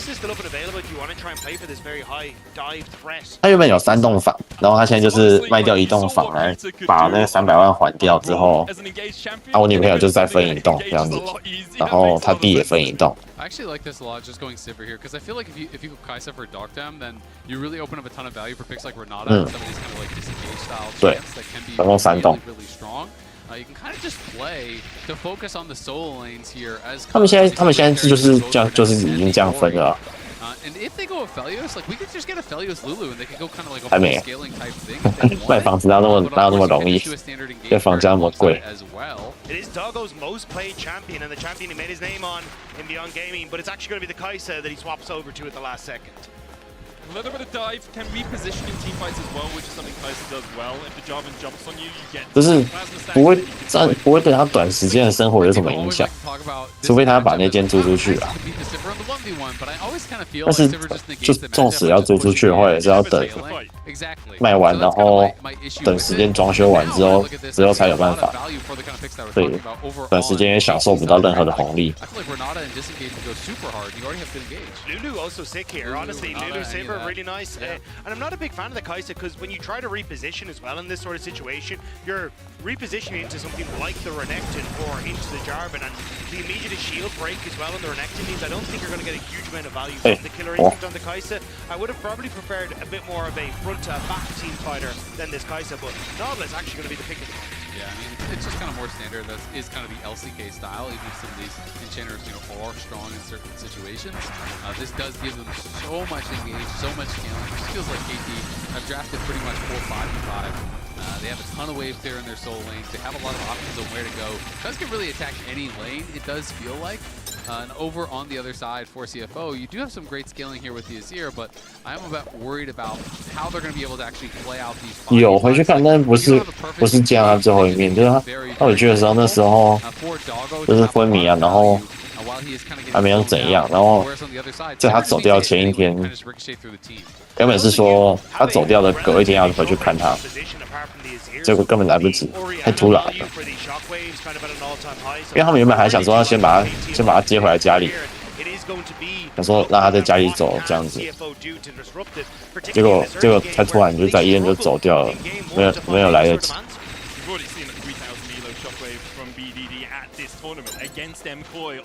我剩222滴血，让我开个 buff 吧。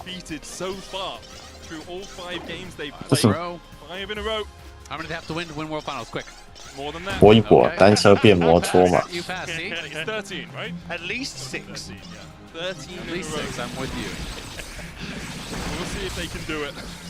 我操，你这个佣兵！ The stage for game 2. It would be really interesting for KT to go quickly, for KT to go 3-0 versus Genji, 0-3, 0-3, 13-0. It's just what a great end to your year. Powering up. Is that not who KT are as a being, as a whole? The roller coaster at some point can't keep. 直接把屁然后给它打開。 Has to be a drop. It depends how you want the roller coaster to end. In heaven. In outer space. Paradise. It's going to launch off, True. Then there's no gravity. Then the roller 来了 coaster 吧， can do 再不 whatever 升 it 真 wants. 的是说不过去的哦。 From Peters, he finds Ginger, forces him to flash away. 哎，宙斯的古 A 布 lot of what Ginger wants to do in the early game. This 不东西耶。 really relies on getting into the enemy's face, and against the Jarvan, he can do that because he farms so much faster. 宙斯的古布感觉没什么屁用。 When the Jarvan uses that EQ in, then you can try and turn around as the Trundle, but you're going to be able to get value as that as Cuz. 没有，你知道 rank 多少吗？ So it does open up Cuz, at least for the 你 next 知道他 5 minutes rank to try 多 and 少 make some 吗？ early plays. But realistically, we have 他 seen 他 junglers rank going 只有 through these 2而已。 clears consistently, so how much KT are 可 going 是他 to be rank able 只有 to 2而 find 已 success in the lanes in the early stages still waits to be seen. And you gotta take your eyes up towards that top lane, as it is gonna be a lane swap 对 up 对 here. It is gonna be Doggo 真的吗？真的 moving 吗？ up towards that top side to take the 1v1 against this 走吧。 Renekton. So it will be rest on the Cassante, taking the 2v2 down on the bot side with Kaiwing. And the question is just kind of how much of the CS 对还 can 可以 they 啊。 get? Can they keep their health high? To really be able to get as much of this farm as possible. Also just get as much experience as possible onto that Cassante. Not very easy to force him away in the early game as Hongq and B.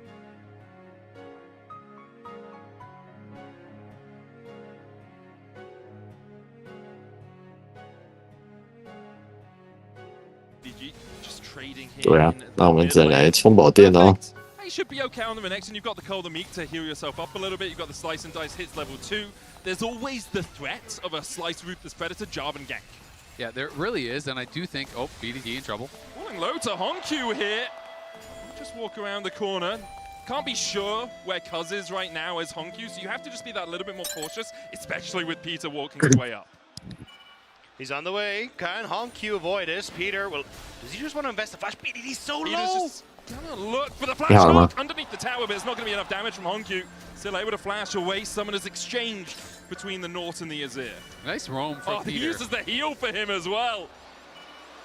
Now BDD's going to flash just to kill Kaiwing. Flash heal wasn't enough. That's really well done from KT. Hongq perhaps a little greedy staying around. They thought they'd be able to make the play with Kaiwing matching the roam, but a little bit too late. And BDD with the first blood. Yeah, I want to see, did Kaiwing's heal actually hit on Kongq, or was it just a little bit too late? Yeah, too late. I thought it was too late watching it live there, which is definitely tough. Peter already having a big impact, forcing out the flash on the Trundle very early, and now Kaiwing trying to do what he can, hold this wave, so Hongq cannot get too far behind. Oh, Cuz flash. Oh, flag and drag from Cuz just wide. A hook lands onto a minion. And Peter unable to find his connection there. And Hongq held onto his TP because Kaiwing was freezing the wave. He didn't actually have to TP back, so that is nice for him. But look over on the other side. It's upgraded tier 2 boots. Hongq just got a dagger and no pots. So even just that little bit of damage is that much closer to sending it back to base once again. This pressure that Peter put on is so effective. Now Rest with the wave pushing away from him, getting forced out of this bot lane. A couple of minions will die to the tower, but KT should be able to catch them. Pillar down, slice away from Perfect. Easy enough escape for the Croc. It was always going to be a tough work to try and make that happen on the top side. So either way, though, as you say, KT in a great spot. Now Rest. Got the Pathmaker, should be able to get his way out. But I think this is the game that we really begin to see BDD living up to that idol status he talked about in the teaser for the video. I mean, that's tough. You know, thankfully, like I said, he was able to hold on to TP because Kaiwing froze, so he's going to go back, but his buy is going to be careful, right? Maybe he's just going to get a refillable in a ward or something. I don't think he's going to have too much gold. So he's going to be able to upgrade the dagger, but does he even have potions on top? Is he really going back with no potions again? Yeah, okay. Just gets himself a recurve boat. And BDD should be able to match the reset here as well, with it being a cannon wave. Hongq trying to freeze because damn sure he doesn't want that to happen. You can't do that. Like, you can't just be tanking the minions. The wave is so far away as well. Even the shield from the Azir isn't going to be enough. And the wave will crash in. BDD on his way back out with an amplifying tome alongside those Ionian boots of lucidity for the extra CDR. And right now, KT's early game, this series actually has really leveled up from where it's been so far. Peter X-flashing onto Rest. Look for the auto attack here. We'll get the line in. As the Pathmaker out from Rest again gets him to safety. Really nice buffer there. You buffer the auto and then you dredge line in the middle of it. But you're just going to continue to get this wave frozen on you. So Rest's going to have to reset. And I think at this stage, CFO have to accept they're going to match towards standard lanes if they hope to have a chance. This Croc at the top side has frozen the wave. Now gets the back in. Exactly. I mean, it's double frozen waves. Both your side lanes are frozen against you. You have to TP just to try to push it out. And your mid lane is kind of getting crushed right now. Triple losing lanes for CFO. I usually like my oysters on ice, but this is what I like for CFO right now. KT off to a strong early start here in game 2. And it's a bit of the flash freeze as well, because Junja having burnt that flash earlier means that he's not really able to get involved in the lanes for fear that Cuz ends up matching. So across the board, again, KT doing so well off that early pressure, and now you start to look at Dragon's up and available. Rotations. Good hook onto Doggo. Grand entrance coming out from Kaiwing. Battle Dance for a little bit of shielding. If you want to get the drop on your opponents, like Peter just got the drop on CFO. Remember, log into your Riot account on esports.com and watch Worlds live to an exclusive Worlds. Cuz looking to style on CFO on this bottom side here, already forcing CFO back. TP coming through from Peter to make sure he can get down here. And I think they just go for the Dragon. They've got the push in that bottom lane. BDD in a great spot in mid. They don't need much more. Yeah, I mean, they're looking like they're in an incredible spot. Judge is moving down to this side of the map. I don't think it's going to be a contest. He's just going to have to probably give it up. He's moving over there, though. I feel like this would be such a tough approach for the Trundle. I mean, Peter's already in position to try to jump on him. Doctam just hit 6 as well. Dredge line in from Peter. Junja here. Let's see if he can find a pillar, but you don't really want to take this fight. You're at a disadvantage in terms of ultimates, and KT will just secure their first strength again, around that 7. That's what I was going to say is you're kind of happy if you're give a bunch of kills away like you did in game number 1. So CFO able to back away, hoping they can find those fights later on. You do have things like the Azir and the K'Sante, which will scale very well into the game, but at the moment they just don't have ways to break this control KT has. 试试看看他变身，还没有觉得不太对劲。被我一讲，突然觉得好像不太对。 to ever find an opportunity to contest here realistically, and just going to continue playing towards his strength. He knows you're going to win the 2v2s with BDD, so just keep moving here, keep enabling BDD. 你说 ELD 的版本吗？ Look at Hongq, he's just, every time he steps forward, it's command attack, it's dissonance, it's just chunk onto Hongq that is making his life miserable. think Peter's just had a really good series so far, really good world so far. You could see signs of it when he was on Nongshim, like there were signs of what he could become, but here on KT really leveled up. Now in his first international, his first worlds, we're seeing exactly what this guy can do. And what a lovable player he is. This is his first time, flying. If you haven't watched some of his interviews, do yourself a favor, go watch some. He is just a treat. Great hook again onto Junja, is going to put the subjugate down, flash forward from Perfect. Dead charge onto Hongyu as well, but Junja already put in the dirt. The Troll King is down. Rest trying to collapse, but CFO forced away. Should be 3 grubs to KT. No smite for CFO. Doggo's moving across, but actually looks like KT are happy enough just taking the 2. They'll let this grub reset. Cuz can just wait around. It's like, okay, my smite's going to come back up in a couple of seconds' time. KT will get the 3rd. Yeah, the longer CFO contest here, the more they're losing on that bottom side. That's a wave that's completely gone, and Junja has just had 0 chance to have an impact in this game. He's been completely shut down by KT. I mean, it's just a great start again to the fight here from KT.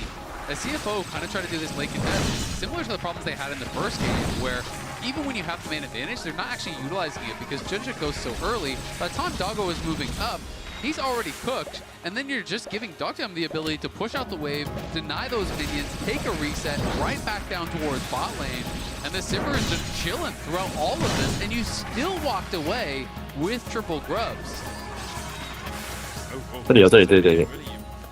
Isolating the strengths of CFO and making them into weaknesses. Like Junja on this bundle is behind on farm to a Jarvan. That's just not something you too commonly see in the early game. They haven't been able to find. 直接要打75等而已，你这边也可以不用那么认真清的。那你后，我说反正你也只打到75等而已，你也可以后面再清的。1.6k ahead. Everyone on KT has an advantage. We'll see if Junja can try to make any sort of a gank happen. 对，他等级差距越大的话，一直小怪给的经验会越多。 I don't see a world in which Perfect dies here. Dominus 不是下面那个等级升的会越快啊。 will get the knockback. Junja looking for the flag and the pillar. In fact, he's not playing the Jarvan. Does get the pillar down with a slice and dice out from Perfect. Now has the Dominus in 1 second's time, and CFO won't look for a further dive. I was going to say, there's a very slim window that they were looking to play on, and now Perfect is going to be completely fine. Resets, are going to be able to open up back on that top side, and you're not getting any sort of advantages through this. KT continue to move their Jarvan up towards his top side. They can now look to support Perfect as he shows this out. It's just great stuff. And I mean, you know that that Trundle is up on the top side, and just start looking at all the vision that they're getting, down in this bottom side area. There's so many wards that they're actually placing in the enemy jungle here. They have all the info, right? You knew that Junja was up on the top side. You go into the bot side, you place all these wards, you have full river control as well. When you're behind, you're saying, jungler, please save me, bail me out, get a kill. But they know where he is. They got map packs. Really nice to play KT in this early game. For CFO, you do still scale. You've got an Azir, you have a Rakan there for the engage. You've got Subjugate if anyone gets too tanky later on. There's the Emperor's Divide onto BDD, who will flash after the pillar. And that is a summoner down for the KT mid. And something that could be exploitable. 45 seconds until the Dragon. You could end up looking for him, especially with someone like Kaiwing. But there we go! Depth charge! They get the knock-up. The quickness comes out, but it's not in time.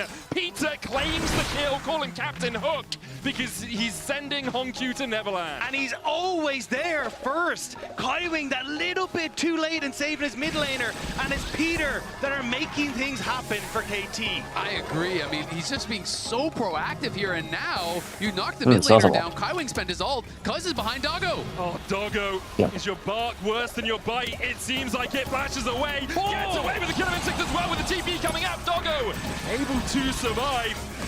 KT, I mean, they back away. No one goes below half HP. They'll be happy enough. They get the flash and that killer instinct out. Yeah, I mean, it's smooth moves from Doggo in the 1v3, but at the end of the day, as you say, that's teleport, that's flash, that's ult, and your defensive highlight is just staying alive. KT is going to start the Dragon and say, good luck fighting us now. Your AD has nothing. And plates in mid lane because you had to shift the Azir down to that bottom side, which means BDD is opening up this game even further in his favor with that first item already completed.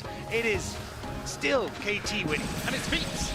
12 minutes in, 3 objectives to none, 3 kills to none, and you've already got the upgraded boots coming out, the Ionian cooldown boots for BDD being upgraded. You're going to set up around this red buff. Do CFO know? 少那么认真就失去速刷意义啊！真的。He's starts up the red. There's the hook and Ginger. 是真的认真的。 Sent to an early grave. 我换个装，等我一 KT, 下。 they ruled the rift. I mean, this is just the vision playing off of that. They have been controlling this jungle so incredibly well. And now that they have the lead, they're just snowballing it out of control. They've got Peter's depth charge here. Exactly. He's just going to go right down. He's going to get stopped. You just flag it. Flag comes out. Peter will have another hook. He's just standing there. Yeah. Like, what are you going to do, Hong Q? Depth charge down. They'll look for the engage. A Cataclysm alongside BDD enough. It's a shellacking for KT.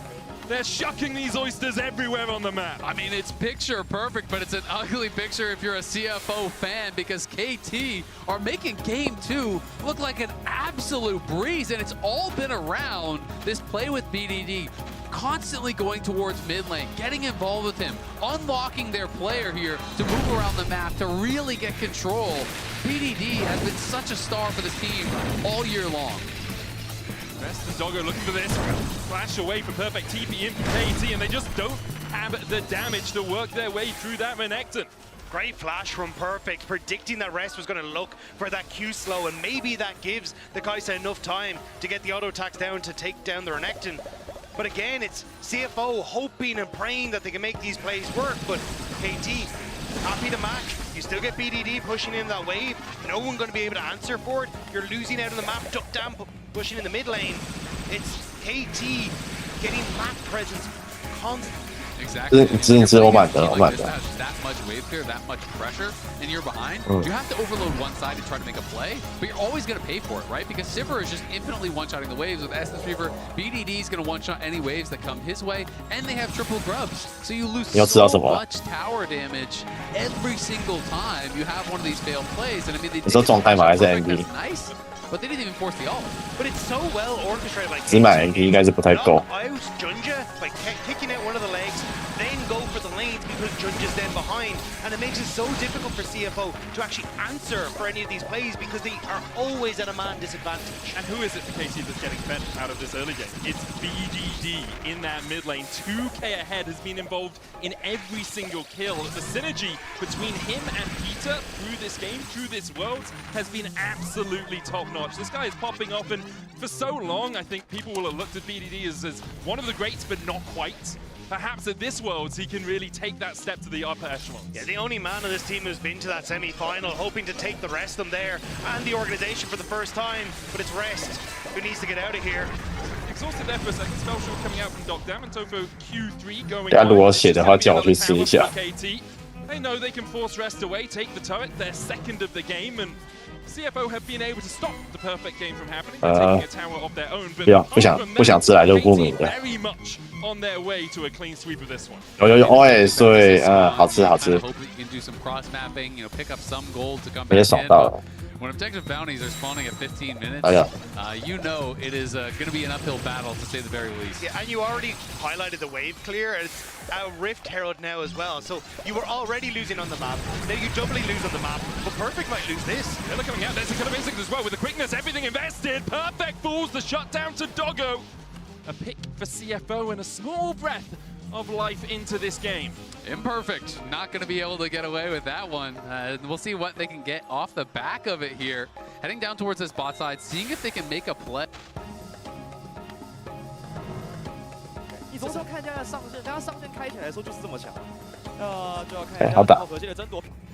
当然前提是 Hong Q 在这段时间里面，他不能够再随便被杀。魅惑柱子，杀手本能贴脸 ，Perfect 没有闪现，4个人的包夹，而且是让凯莎拿到了shut down。欢呼，这样就对了。来点声音，节奏拉了一点回来，而且这波的经济其实有扳回来不少，刚刚还在4000块钱左右的落后，拉回了1500块。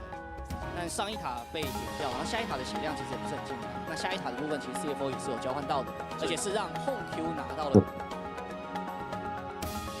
Not in the redemption in time. CFO lose their mid laner and now might lose the rest as they get chased down by KT. Junja on the flank, a 4v4 begins to erupt. It's Perfect, not TPing down yet. The redemption for KT will top them up. And in the end, they just back away.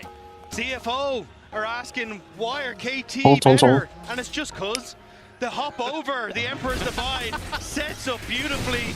And now with the dragon there for them as well, the 3 dragons to their name. I mean, that was beautiful from Cuz. Walks in, and he's basically daring you to dash away, right? He's holding the Cataclysm, he's holding the Flag and Drag. He's ready to punish at a moment's notice. Perfect reaction time there to immune that Azir ultimate. They win out in the 4v4. Perfect doesn't have to even bother teleporting down. They get the Dragon there at Soul Point, 18 minutes into the game.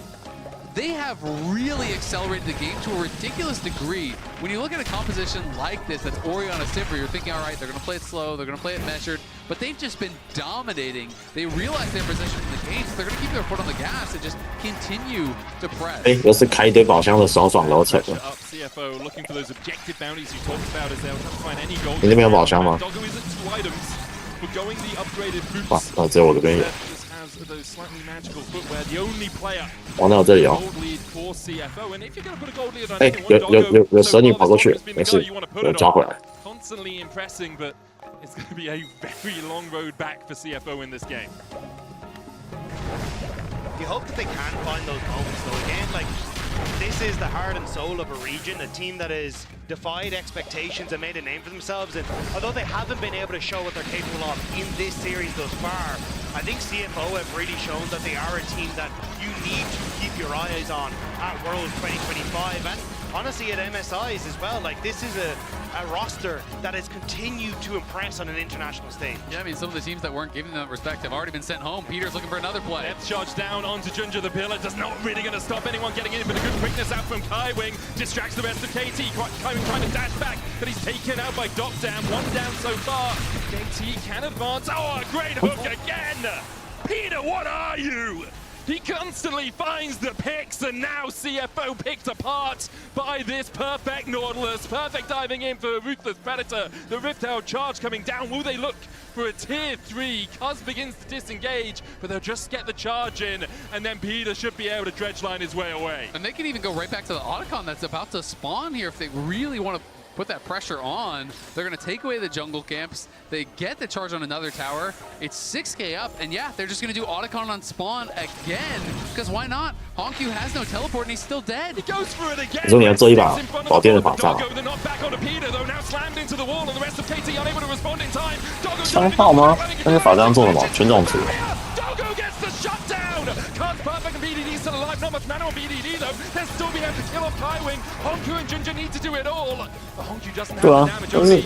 但是反正做枪号你这不知道怎么下手哎。 Doggo risked it all for CFO, but it falls short. KT are able to continue 加魔法攻击没错，但是 pressure up in the fight, and it's CFO who have to back away. 因为我看他 wiki 上面写说什么，就是法杖物理什么的，好像还是会吃 STR 怎样的。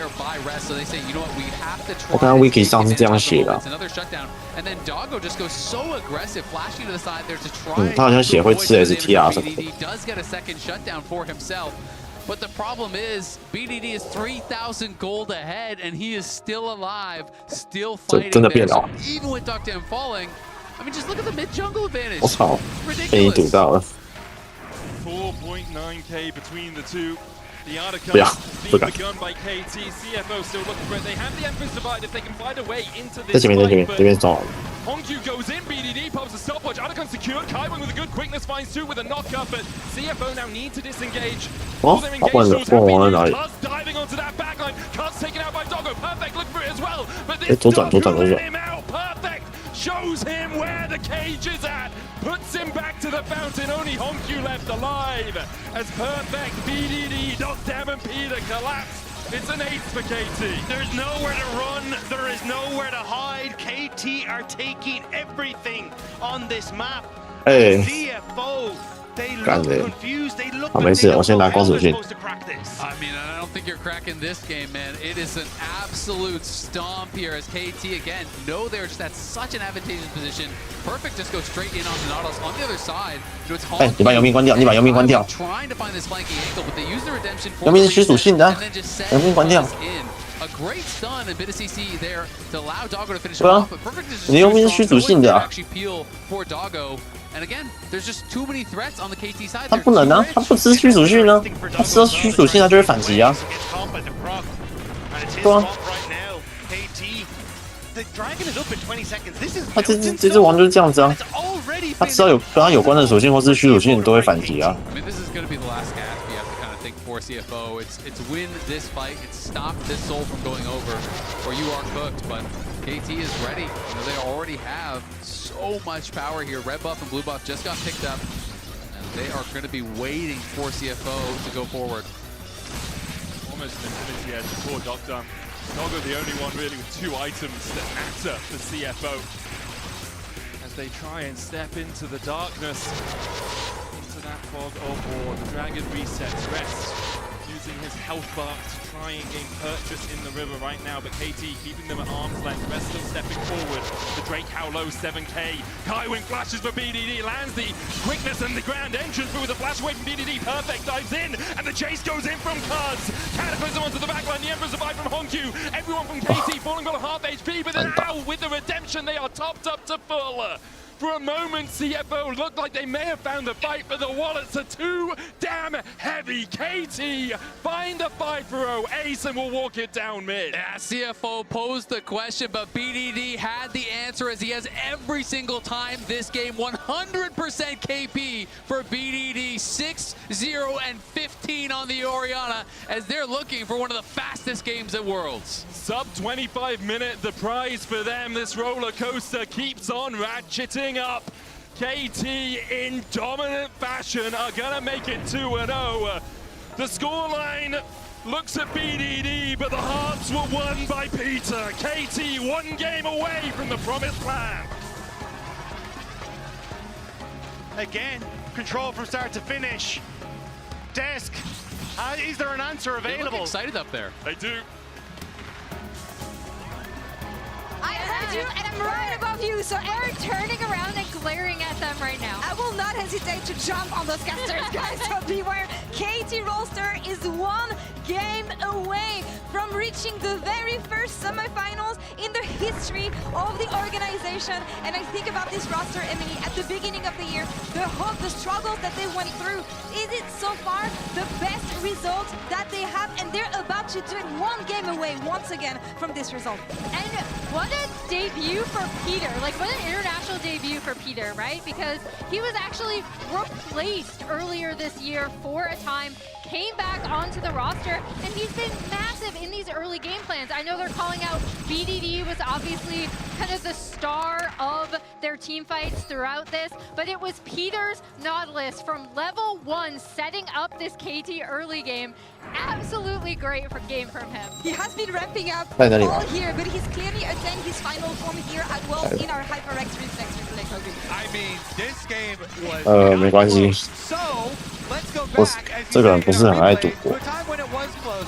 You know, at the very beginning of the 我进 game, 去了。 this is before the 7 deaths that ended up happening to Honkyu. The very first is opened up from Peter's roam from bottom lane, the level 2 roam, because Honkyu is trending so aggressively with 看不是他。 they make the call. Peter, invest and just go for the hook. Oh. You trade flashes with Honkyu. Then Honkyu, he actually has confidence. He steps back up. So the heal move speed, he dodges a second hook. He emotes because he's just thinking about the Peter danger, and he wasn't thinking about, oh, I have no flash and BDD does. So Peter just takes away all the cooldowns from the Azir first, and then BDD can come in and get that first blood, which you know turned into many more bloods. Yeah, that set up BDD for his 100% co-participation, as we're just gonna roll through and see this great Peter highlight reel, because his hooks were so clutch. Before that mid lane play that we just went over, Kobe, he'd already helped through the Nautilus level 1 blow Junja's flash. So once again, Junja could not be as aggressive as he would have wanted to be in this early game, right? And the thing I really love, as we still see Peter kind of feasting it on this Nautilus, is that KT in both Game 1 and Game 2 have come in with clear early game plans, right? Like, we're highlighting Peter's Nautilus here because he was so huge in resetting that lane for BDD, really getting BDD ahead.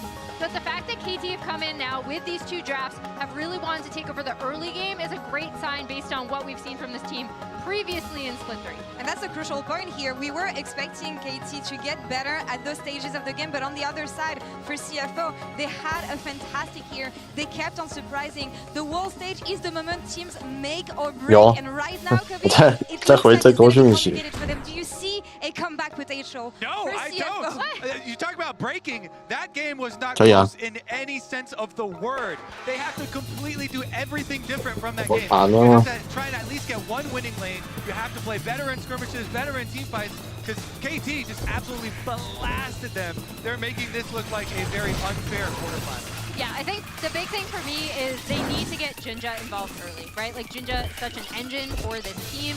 He's 不 the 多 best 说啊，先这样就淘汰一队。 LCP. He has this consistent titles record, right, over there. So I think for me, it's all about can Jinja get involved, get some pushing lanes, like you said, and move CFO forward. This has been the most one-sided series that I did not expect honestly to see here. 真恶心的，他妈的！ One game away from doing the very first semi-final in the history of the organization. Let's see if they can take it right after the break. Juke goes in, BDD pulls the stopwatch, Awaken secured, Kaiwan with a good quickness finds two with a knockup, but CFO now need to disengage. All their engage tools have been used, Cuz diving onto that backline, Cuz taken out by Doggo, Perfect looks for it as well, but this dog who let him out, Perfect, shows him where the cage is at, puts him back to the fountain, only Honkyu left alive, as Perfect, BDD, knocked down and Peter collapse. It's an ace for KC. There's nowhere to run, there is nowhere to hide. 哪这个 BOSS 他妈哪一个畜生设计师想出来的？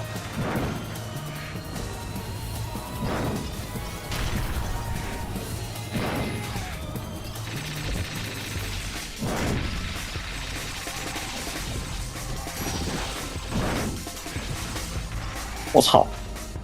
没事，被甩一下头差点破掉。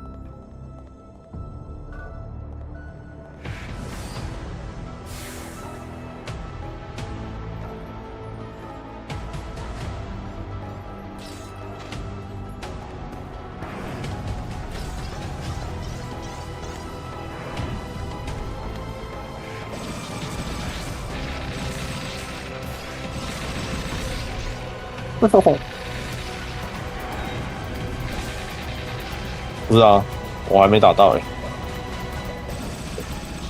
可能被我的零压。When I was a player, if I was to like make a misplay, maybe it's my mouse, maybe it's my armrest. Something feels wrong. If you were at home, you wouldn't do that. The infinite precision 不知道有没有在追死神？ you collect on stage standard initiative.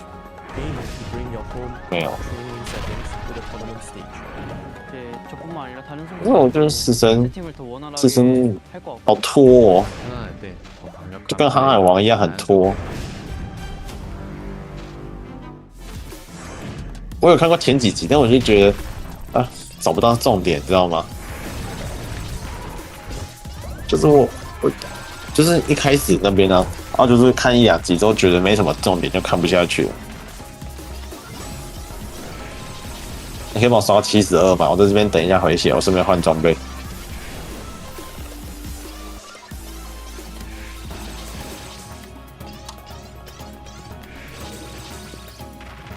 Red Bull gives you wings.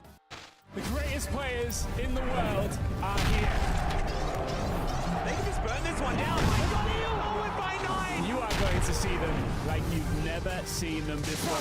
有，在我们正前方而已。 누굴 만나도 이길 수 있다는 자신감 정도로만 생각하고 있습니다. 在我这里的，有，他 BOSS 在我这里哦。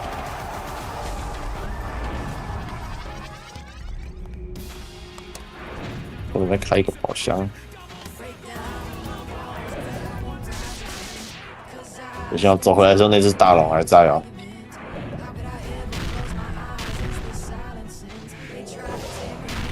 吃到一个回蓝的。 刚被那只凤凰撞的，有我吃了，但我吃到回蓝的。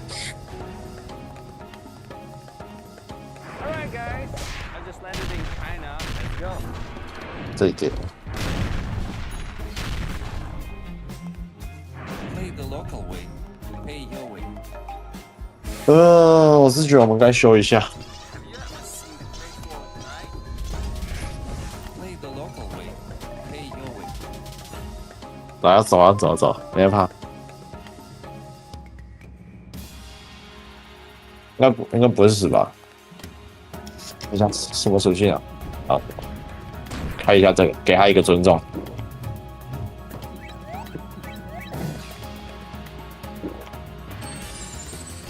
没有，主要是因为我很讨厌打他。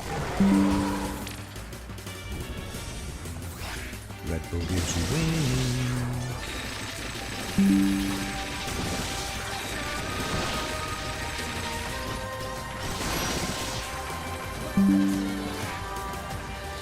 问你啊，你要接啊！我把它扣起来之后，你要接啊！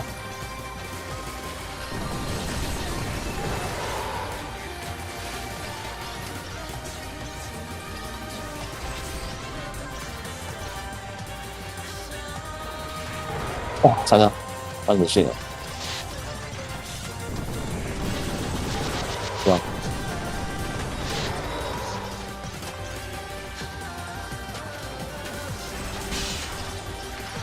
哇！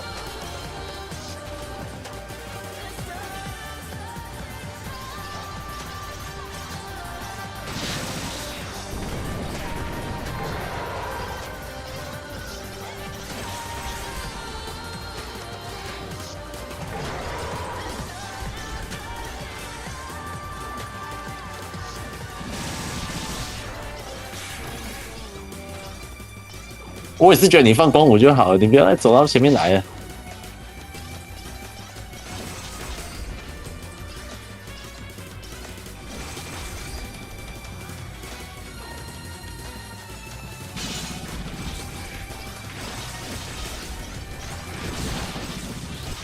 我破了！靠北，我换错属性了，白痴，忘记了。我的皮。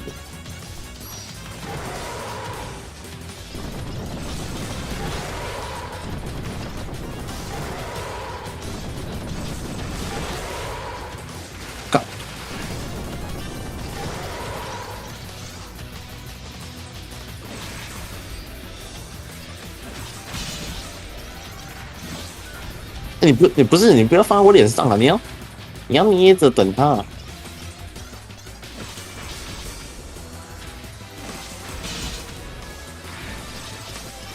对啊，不碰，这样就得降了吗？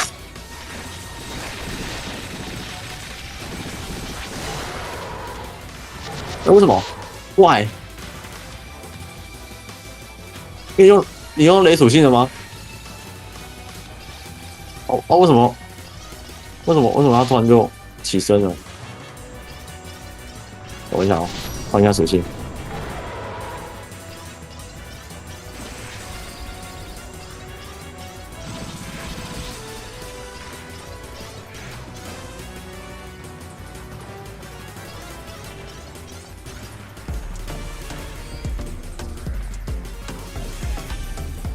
안녕하세요. 처음으로 월즈에 진출한 신입생 KT 로스터 피터 정영수입니다. 저는 데뷔 때부터 월즈 진출이 제 꿈이었고 도전에 실패하고 다음 연도에는 내가 연도에는 내가 그랬던 것 같습니다. 항상 꿈에 그리던 있는데 그 꿈을 이번 연도에 밟게 되어서 행복한 것 같습니다. 是啊。 1차적인 목표를 이뤘다고 생각해서 많이 기쁘고요. 그렇지만 여기에 나온 팀들은 모두 자기는 팀이라 생각해서 잘 준비해서 월즈 우승까지 할 수 있도록 하겠습니다. 좋을 때나 힘들 때나 한결같이 그 자리에서 묵묵히 응원해주신 팬분들께 진심으로 감사드립니다. 바이바이.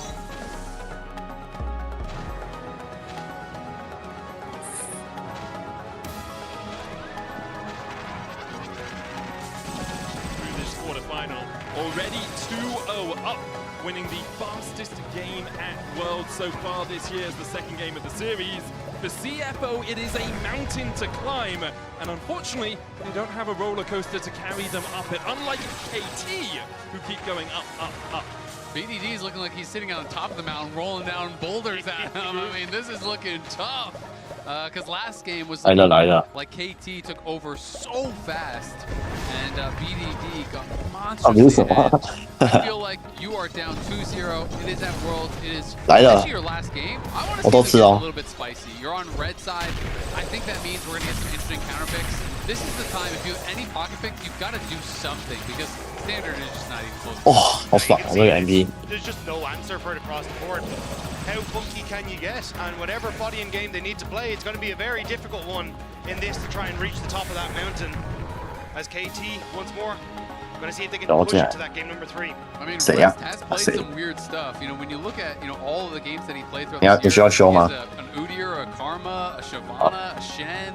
Like he's got Nidalee, he's got all kinds of random picks up there. So I don't know if he's going to see the opportunity for it, but to me, when you are looking like you are kind of playing a similar game as your opponents, but just a much worse version of that, it is time to kind of just break the chains, man. Go crazy. Do whatever you can think of, because you're not going to win this series if you can't really throw a wrench in the gears. And if it is your last game at Worlds 2025, try and just go out and show what your region was, what you were capable of doing. Like in the Kaiwing, having like pocket picks like is fresh as well. Show over the course of this year what you were capable of. And if maybe, just maybe, you can take down KT, push yourself to that game 4 on these picks, maybe that opens up that wrench in the works that you need. But I'm not saying it would be the most KT thing to go 2-0 up, get everyone excited, and then lose in a reverse sweep. But that would be the most KT thing I've ever heard of, as we see the ambassador immediate Sion pick here for perfect. Yeah, Sion is, I feel like you have got to have some sort of a plan. I have been kind of preaching, I'm a big fan of Cho'Gath as a potential answer. More has been tournament. So I was thinking something like that, or even if you want to go crazy, go like Pura, I would be down for whatever. Whatever you think is the best counter, bring it out. Mord, I think, definitely can work, but the problem with Sion is always that not only but all of your basic abilities are AoE wave clear. So it's really hard to actually create a meaningful advantage, and to me, it's just a much worse Sion. So I don't feel like this is it, unless they have something else cooking. I truly do not understand leaving Sion out. It is also taking the Rek'Sai in this rotation rather than trying to lock in something strong for yourself, like that mid open up something and spicy for Kaiwing in that bottom side of the map. So I am curious. I imagine it will be a jungle pick for Junja, but the Caitlyn.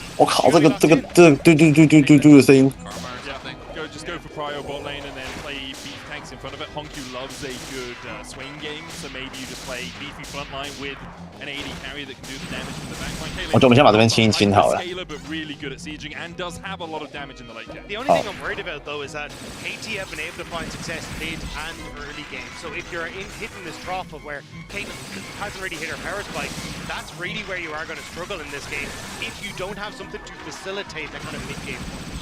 Immediately, KT answers the Ziggs. They know that they are going to get pushed in that bot lane, but as soon as the Ziggs gets towards that, you can actually just wave clear for days. Chuck out the explosive minefield, a couple of bouncing bombs. The wave's gone before you can actually siege effectively. This could just be bot lane. Is just we're just going to actually just wave clear infinitely and try to make the life difficult of this Caitlyn. Bard, would be one of these strong laners here, especially early game against Alistar, who is a pretty laner. Would allow Kaiwing to have both some prio in the lane and also get out on the maps and potentially create a little bit of havoc, which could be beneficial for them. I do like that thought of swapping the Ziggs down at that bottom side, because honestly I think opening up like an AD mid laner for BDD could also be clutch here. We've seen the Yone come out a couple of times, and if you want to try and have that access to backline, that can work out. Caitlyn though, is going to be very strong when it comes towards both avoiding some of that pressure and also just clearing out these mid waves. So if you opt into this kind of one-core split push, it may be easier for CFO to manage. I mean, Doctor has played the Ziggs 7 times so far this year. BDD has not yet played it, but of course he could. But I am just kind of assuming they're saying, you know what, you're going for Caitlyn. If that's going to be your big swing, we're just going to neutralize you. And then Ziggs can be so effective when you have carries like the Caitlyn. Alistar's going to be flying in, Sion's going to be flying in, Ziggs ult is going to go on your head, and it becomes so hard to actually play out the fight from there. And I am getting a little bit worried if there's not any more spice than this for the CFO draft. Especially when you're already from CFO trying to ban away more of that dive, because they kind of realize like something like a buy here is probably going to be the last time. Actually the Yone, because that's, if I was banned on that first rotation, because it is a case of just more of that backline pressure that you're trying to nullify, and Yone taken away, like it's very difficult for CFO given the current circumstances. I do really like the Silas here, it is something that would give them some aggression. It's also Alistar, which is one of those ultimates. Big respect to Honku as well, because in the finals against Team Secret Wales, he outplayed Misto in Silas versus Zed 1v1. The Zed was so fed, and it was like kind of his Faker versus Ryu moment, his moment that he really announced himself as the best player in the LCP. So now, getting rid of the Silas, getting rid of the Pantheon, you can see KT saying, okay, we'll make sure that you can't be giga tanky by stealing the Alistar ult, but we'll also make sure you don't have long-range follow-up engage to something like a Tempered. I mean, you could obviously flex right side of jungle if you really want, but I don't think that's likely. Just Kindred? Kindred would be fun. I mean, Kindred to me can do those really powerful scaling picks. And you are going to need a lot of consistent damage to be able to get through this Scion, but I was so excited about it. Standard kind of at the end of the day, so I'm not really loving what we've seen from CFO on a red side. If you're going to go red side, and then it's like your Scion counter picks to rec side, and you're blind picking your bot lane, I kind of don't really understand what they were trying to go with here. I mean, it must be just trying to enable Honku on something funky, right? Like, he's the last pick here to see what you pick up with BDT, Zoe! I think it might be trying to go to sleep CFO. I was going to say, if you want to play against your icon and he picks at the Zoe, Honku, what have you got? You've been watching this man for years, and now it's his signature pick that you have to find a win over. This is just the GOAT Zoe, like, and there's so much poke. I will say, consistent damage, very low for the KT side. Your damage is Ziggs and Zoe, right? Yeah. 绕着他跑，不要一直前后跑，他这样不会下。 So it is interesting, it is comfort, but it is also not the most easy comp to pilot. That being said, if you are first to the objective as KT, trying to walk in through Ziggs poke and Zoe poke is going to be an absolute nightmare. And CFO at the end of the day kind of just went with like a couple meatballs and some scaling carries, and they're going pretty standard here. I feel that I'm not 100% sure on it, but I'm pretty sure KT played this draft when they beat Gen G. With the Zoe, with the bubbles, and then the Viego coming across. I might be misremembering, but I remember it was about the initial poke into then the Viego coming out. But I could be misremembering it as we see the first Zoe at Worlds this year. For KT, they have the initial burst damage, and then they have the Viego looking for those resets. For CFO, they have some scaling. Quay does a lot of damage as the game goes on. They've got a bit of a tanky frontline, but so perhaps a range comp mostly? I think what you can do as CFO though is fish for some nice picks, right? Like Zoe, very strong when ahead, but if you start to fall behind and you're able to look for these like Bard ultimates to lock her down after she comes back out the portal, like they are very easy plays to make, and maybe that's how you can try and swing it. But again, if you just have this hard focus from KT on shutting down Junja, denying them from getting any sort of leads in the early game, you can look to snowball off of, hey, we're just going to move the Ziggs around and try and take towers very quickly. Let's get on to Summoner's Rift for the third and possibly the final game of this second quarter-final. I must be misremembering, having a look.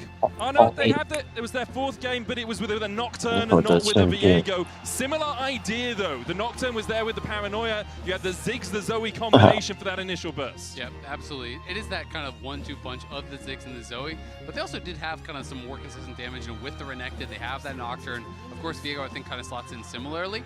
But maybe we'll get a bit more of a Bruiser Scion to have a bit more damage. 火加60的仗。 Super tanks over on the other side. Usually we are going to see Rek'Sai building Bruiser and Junja on this Skarner. 而且他还是一等的。 issue, I don't think. So it'll be interesting to see how they can play it out. 他留着给附魔的穿。 Avoiding a lot of the damage, and Rest and Junja, it's going to be them moving in first, trying to ICN 的手甲好像也不错。 for these carries for them to be able to have a chance. I think Junja's going to have his work cut out from this game. Skarner not great into a lot of range. Just the only real target that you're going to have is something like that Scion, but we'll have to see as it starts to go on. But again, I think it's more for CFO about getting Junja access in the early game. He has been such a core part of this roster the entire time that he's been on it.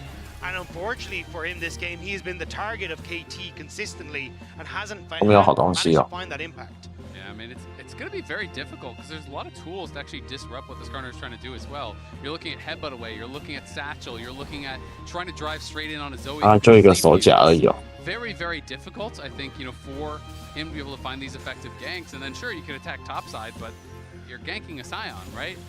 So it's going to be tough.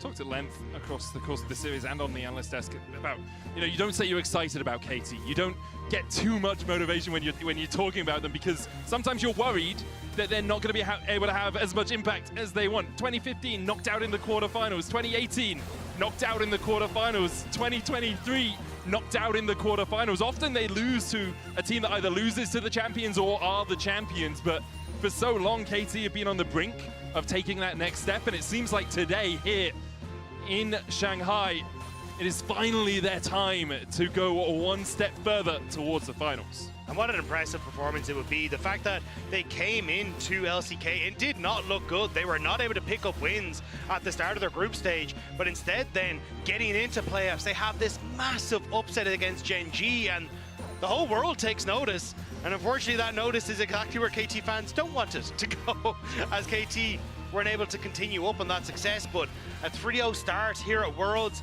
and now potentially looking to see if they can have a 3-0 performance here against CFO. I mean, it would make it 7 straight wins at Worlds in the game score, but for CFO, they need to find a way in. Really feels important to try to create a point of power on the map, somewhere that you can really focus on, that you can play towards. Obviously, you do have these champions like the Skarner and like the Bard that really can get active on the map, but you need somewhere to attack, you need somewhere to go. I don't think it's going to be top lane, so you really are looking at Hongq and Doggo to try to have that big standout performance. It feels like kind of all the eggs have got to be in those baskets. I really agree with you. For CFO, it's, again, like an international where they have impressed. Last time we saw them lose a series before Worlds was back at MSI, 2-0 up.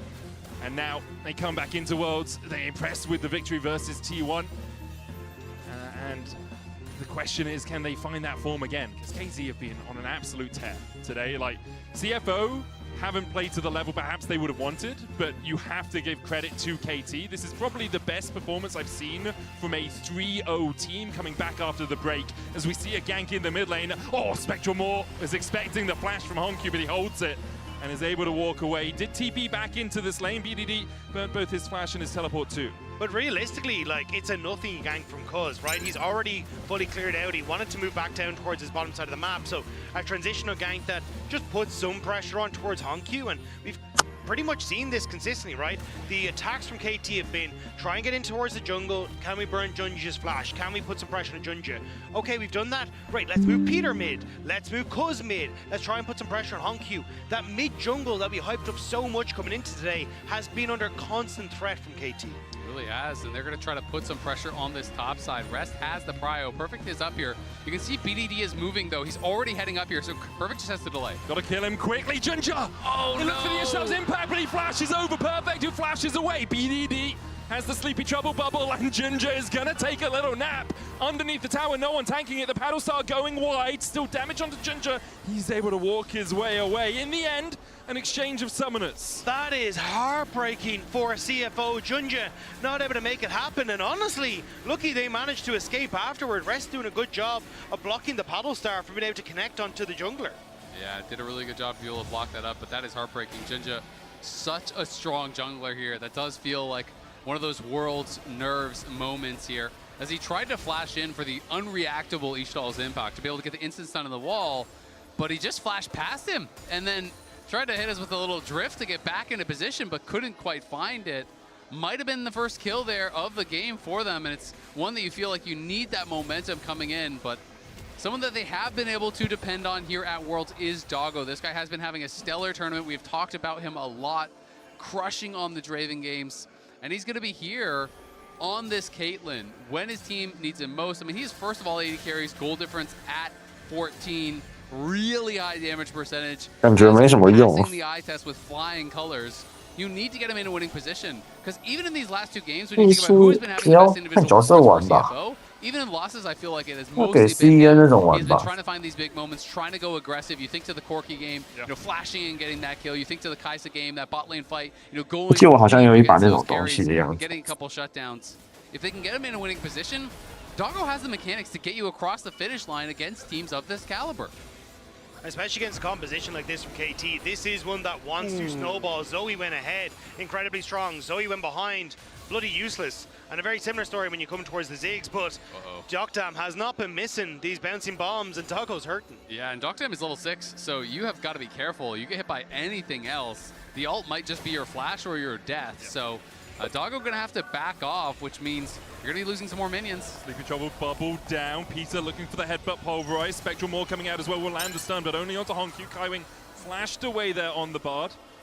Before we saw the trade in the bot side, Hongkyu did look for a spiraling despair in mid, and it went wide, which is the "oh" I exclaimed as we worked our way down towards bot.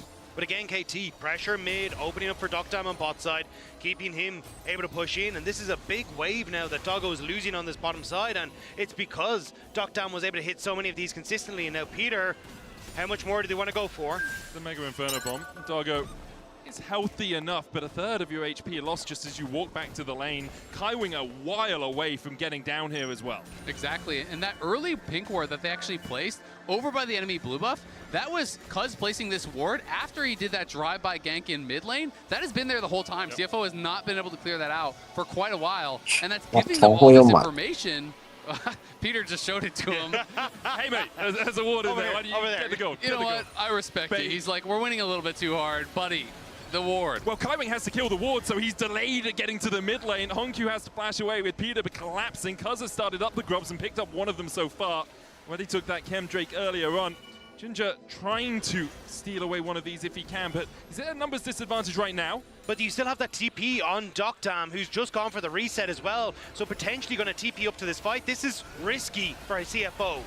Sleep onto Hongkyu. BDD doesn't have a huge amount of mana. Grubs begun again by Cars. The flash! Headbutt pulverize! Oh, Peter, take a medal, take a prize, impaled under the tower, but he takes the enemy mid laner down with him. Rest trying to come in from the side. He's going to get slept as well. A perfect nap for KT to collapse as Dokdam takes the kill. Kaiwing chased out, make it 3. KT secure the feats of warfare. KT have woken up and chosen violence, picking off members of CFO everywhere on the map, and now they're going to move over towards their prize of these Void Grubs. And again, it's one of these situations where CFO is not respecting the map state. You called it out, Rob. Look at the Caitlyn. Caitlyn is locked under her tower down here on the map, and we have the Ziggs, who's going to be TPing in, adding the extra man, and just beautiful play there from Peter. Uses the W taxi, and then Q flash forward out of that, sets him up for first blood. Does lose his life, but Dokdam is there. They have the extra member. They get the feats of warfare, and Hongkyu's just caught snoozing. He is taken down from long range. He was shopping. They say don't meet your idols, and Hongkyu really wishing he hadn't done this one. BDD setting that up for the long range play from Dokdam. The synergy with this composition from KT is beautiful. I mean, the sleep into the Ziggs ult from long range. And Hongkyu gets taken out, and now insult to injury. More waves going to be lost here. Dokdam 3-0, already so far ahead. Temper Fate Satchel Charge down in the right position, though, for Dokdam to get out, and he satchels away from the cupcake. Took a moment to reposition himself there. He doesn't gobble up that Yordle snap trap from Doggo. Again, CFO are trying, but they just can't quite get the plays they want. Dokdam able to escape, push on that bottom side, more gold into the hands of BDD, and his goal difference this series has been through the roof. And now that you're in a position to continue this pressure, like, you can move Ziggs down to that bottom side of the map to take that turret after you push in mid. Start to threaten now and use these walls at things like the Dragon, which have just spawned. And the first items are coming through very quickly for KT. Yeah, it is really looking tough already as Kaiwing gonna get spotted, and Peter's looking. The sleep again. Hongkyu's gonna have nightmares. Collapse from KT. And BDD claims his second. The best Zoe in the world, and he's showing us why. Relentless pressure here. This red side draft just not working out at all for CFO. I mean, you look up, you gave over the Scion, you've created an 80 gold lead for the Rek'Sai at this point. It's just a nothing burger. And then down in the bot side, you have this Ziggs that was picked as an answer to this Caitlyn, and it has been just excelling throughout the entire game. And we've talked about it so often for CFO. If Junja and Hongkyu can be on the same page, they can do work, but KD has shut them down perfectly. Dokdam flashes away, the headshot's not enough! The Peacemaker doesn't find its mark. Junja flashes finally! Finds the shutdown. Cuz now on the back foot. Ults away with that Heartbreaker. A magical journey for Junja onto Peter, but a double blast cone will get them to safety. as Junja might try and collapse on BDD. Ishtar's impact in, catches Peter, slams him into the wall. The rest of CFO trying to collapse, but there's the trample stun, a good impale through the wall. Cuz able to flash away, asleep onto that Skarner. Paddlestar just short of connecting. Spiraling despair on BDD, Peter falling low. Hongyu finds the kill, BDD still dashing forward with the portal, jumps in the end, CFO will back away with 2. The Flying Oysters are not done yet. They knew that that was their moment where they could put some more pressure, but Hongyu needs to be careful. So Trouble Bubble doesn't land. I thought BDD might go for the flash Trouble Bubble there. Yeah, KT were playing very aggressively in that moment. I mean, CFO pushed them out, but KT is like, you know what, we're just going to keep scrapping. They didn't want to back off to the tower. They didn't want to cede that jungle camp, so they just kept fighting, and CFO able to get something back here. But again, Doctam just pushing through mid lane constantly. Rest has been a constant up in this top lane. It is a frustrating matchup. You're locked under your tower, but Sion is still getting what Sion needs. When we look back one more time, as they had to spend so much to take down Doctam. Yeah, the fact that he barely escapes here means that then, as you say, Junja forced to flash to make sure that he can get the kill just a pixel on towards that health bar. And at this stage, it's the right call from CFO. Just throw everything in the kitchen sink and see what you can get. And KT, they do stick around a bit too long. They're hoping they can play this slow with BDD having the lead that he has.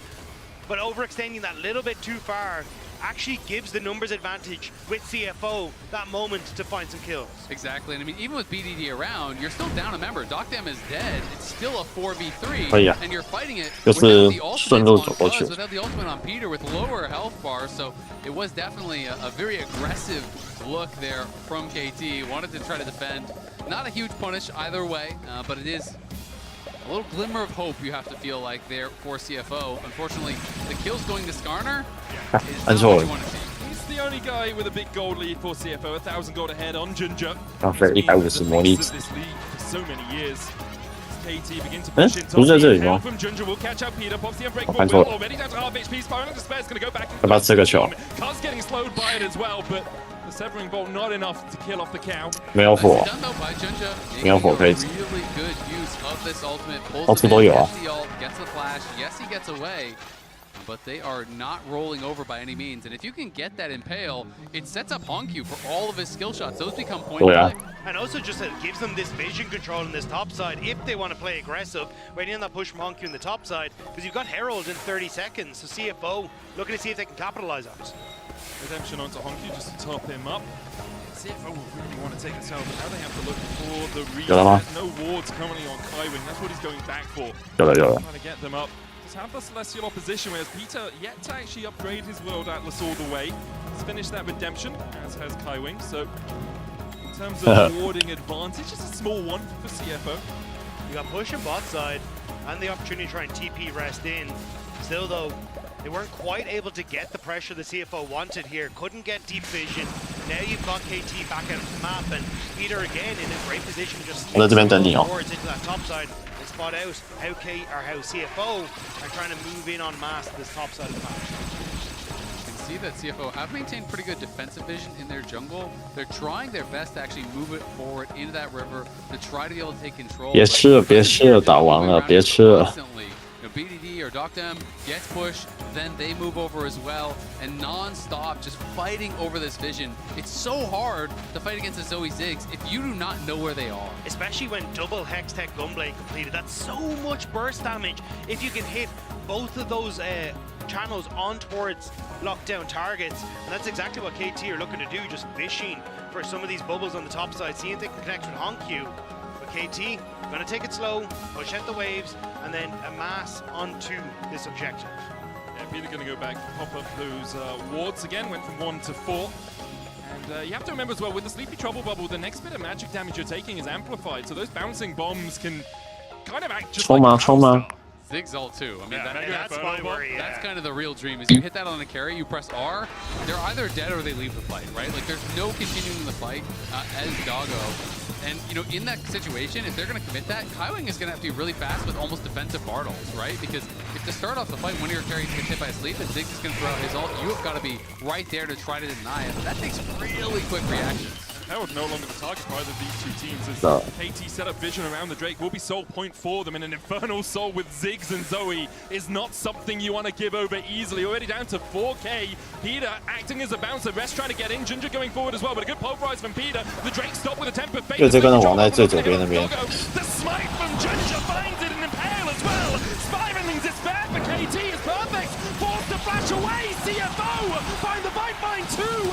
Rest dives onto the backline, gets a double knock. Ginger still looking for the chase. And Satchel charge out into the flash. Edge of Ishtar won't go any further with that Ishtar's impact. An ace in the hole won't be enough, but Rest still on the chase on BDD.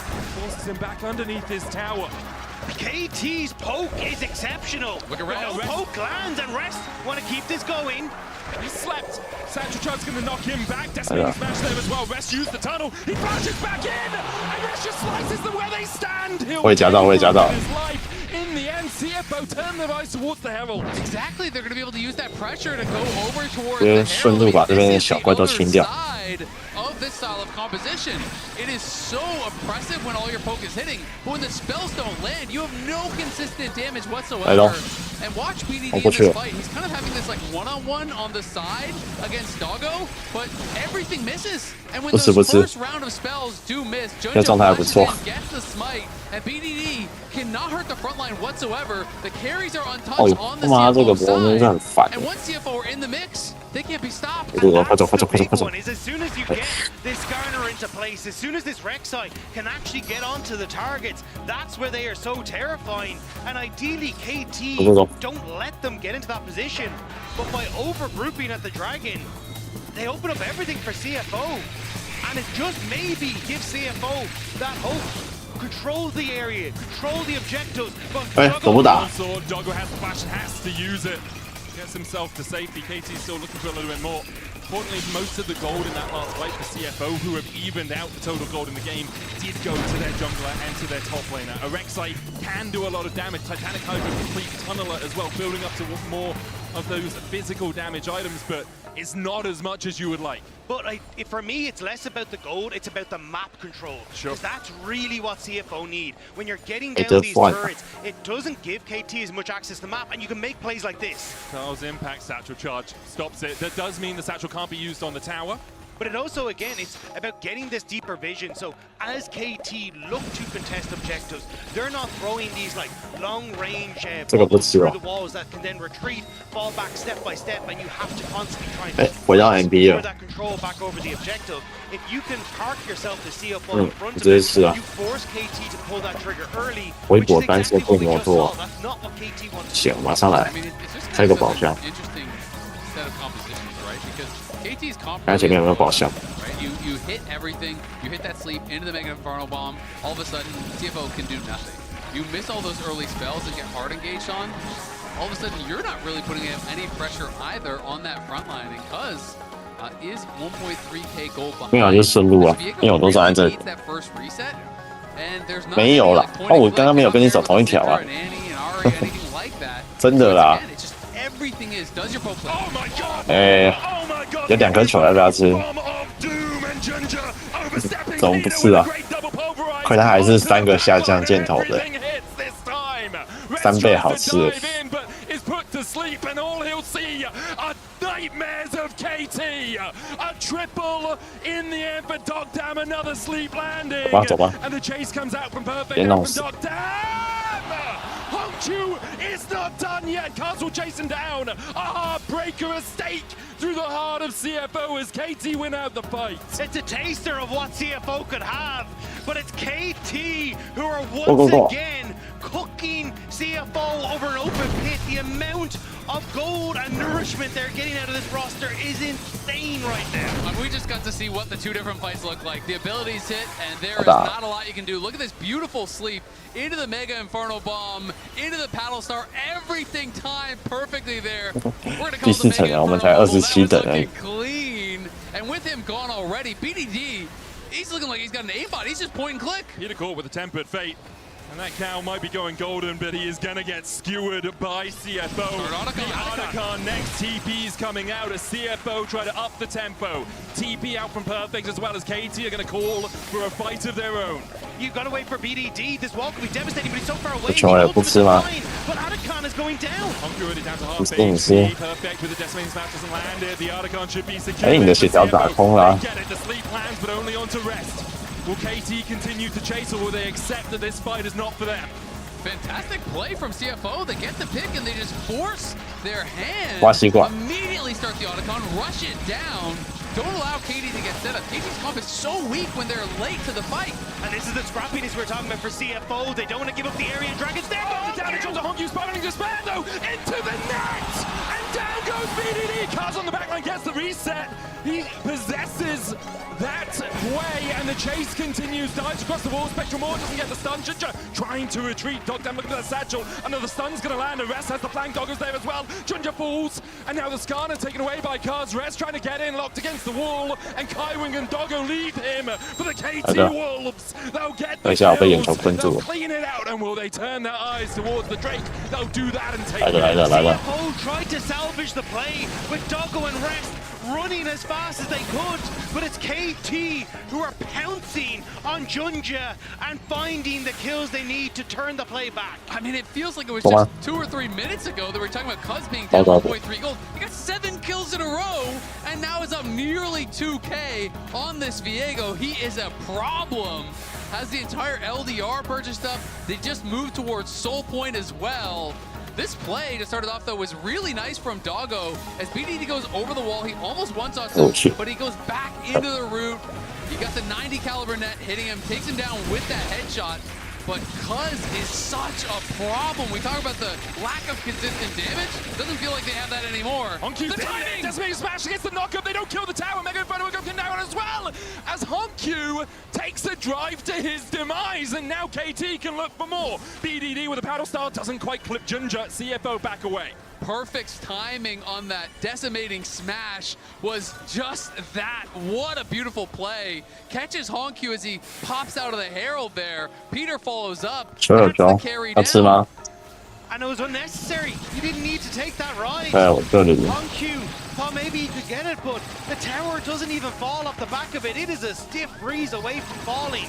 But KT, when CFO find their hope, they snuff it out so fast. Yeah, and the pedal difference is pretty significant, though. You have to look over at CFO's side. It's about 2,300 gold in their favor as far as adaptive stats.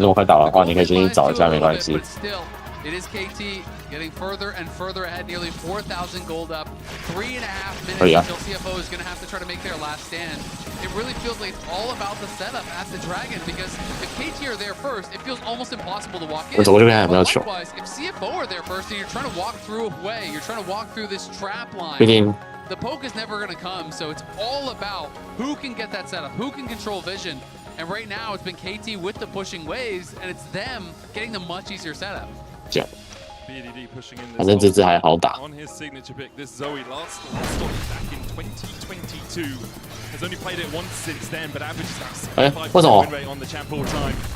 So often we see KT having a band against them. For Honku, he'll be looking like the last couple of good spiraling despairs. I don't think he's had a series where he would say he's shone, but he can do it. We have seen him so many times come back from poor series, from poor games, and within that same game actually accelerate himself to victory. And the spiraling despairs have been so crucial, not only for getting some of these picks, but getting those slows are crucial to enabling Junja and Rest to get into these fights. So if you can find them, that can be the difference maker, that little bit of a slow that enables CFO to close the gap. And we gotta remember, KT, this is synonymous with heartbreak, that is synonymous with these devastating losses, is now potentially one fight away from sealing the deal on their first ever World Semifinals. BDD, the only player on the team to ever make World Semis, and they're looking for a pick on Rest. They're trying to tunnel away, but Peter uses the minion line to try and get himself towards it. There's the knockup, there's the trample, there's the drowsy, and there's Rest. Sent to a coffin. The CFO will use this time to push in the mid lane, though. Take the tower of their own. Can chase forward a little bit further. They do have Cannon Minion here. Acing the hole onto Dogdam. Now they retreat because KT are collapsing. But you still have BDD pushing to that bottom side, so CFO, they're not able to get the tier 2. It will be BDD who's able to pick up that objective, but CFO Damage from Junja, Impale doesn't connect, but the damage onto Cuz will stick. Meanwhile, on the backline, Doggo has to retreat. Kaiwing doing the same, Perfect still just standing as a meat wall in front of CFO. Junja's gonna fall first, BDD gets Honkyu, and now KT can smell their victory. BDD arrives and CFO dies. The Baron is next on the table here. They are crushing this fight. CFO got picked off in the side lane, tried to force their hand, but KT make the collapse happen. And not only do they get that, they got the tier 2 bot, they get the Baron, they get everything. And on this composition that feels like it is unique to KT, this Zoe and Zeeks, they're hoping they can burst it down. They should be able to do so, as Rest was there. But KT, this is beautiful. And 我觉得我们可以稍微小看一下有没有球可以吃。 They know they're losing, they know they're behind. So Junja tries to go for the all-in. 先吃着。 But watch the damage. The knock-up from Perfect sets up Doggo and Kaiwing to take half their health off the Mega Inferno Bomb, and then KT follow. Now, Peter for player of the series, man. He headbutts away the impaling Junja so it doesn't connect, and then Cuz can rejoin the fight. It's just been sublime from him every game. I mean, he's absolutely smurfing. That Ziggs ult had to be 3,000 plus damage between the 3 people that it hit. Like, that was crazy. BDD arrives, snipes another one. He's got death cap completed now. 2 seconds until the potential last stand here of CFO. And Junja come up with another hero steal. Vesper's in the top lane pushing in for that. He does have the teleport and will use it. The Drake down to 9,000. BDD looking to see if he can find a sleepy trouble bubble. Lands it onto Red. He can't join the fight. Tempo on the Battlestar. Just short. Dragon down to 4K. 你要把佣兵关掉哦。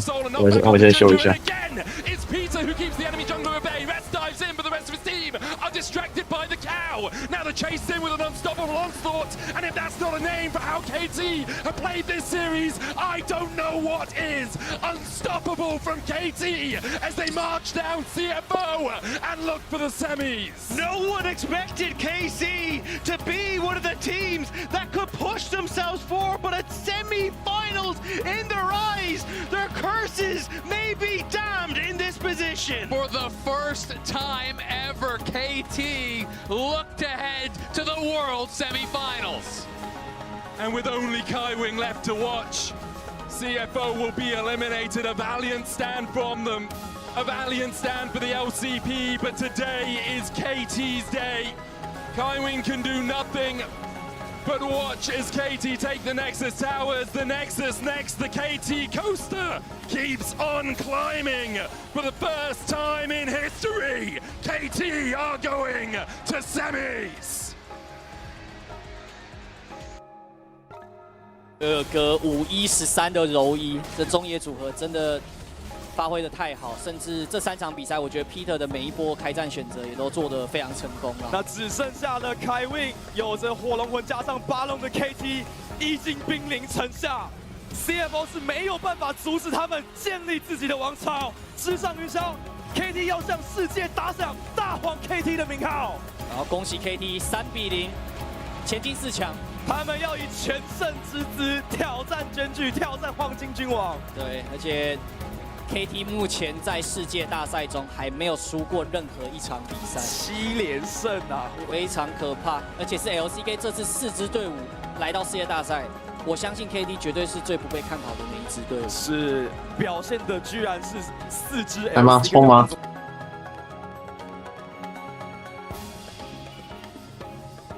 冲！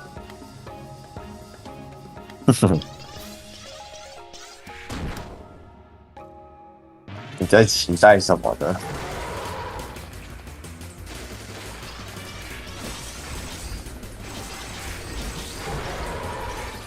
哎，你没有关烟啊？我说搞什么炸人？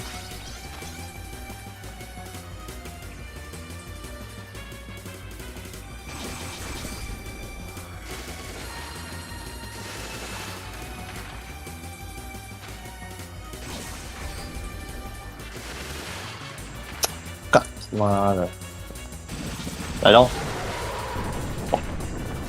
哦，是我准备要被电的意思。哎，啊你。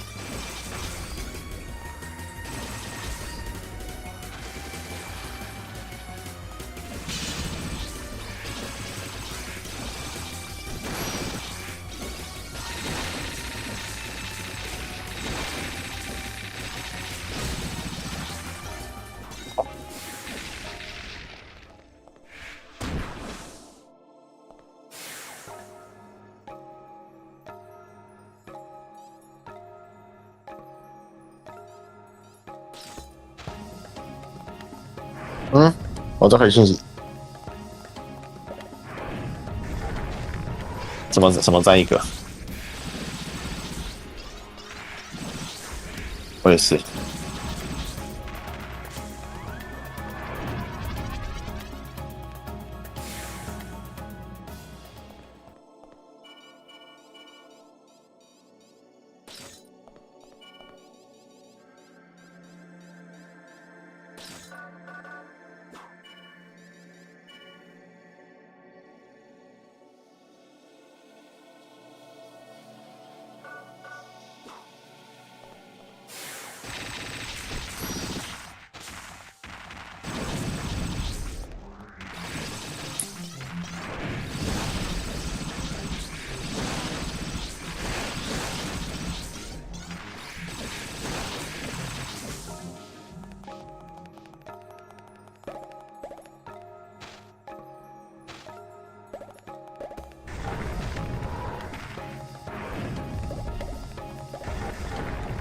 这样子。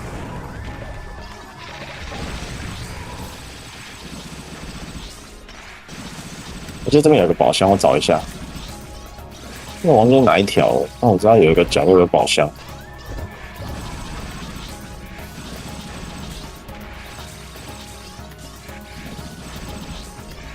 但是我记得之前有宝箱，我就舍不得啊。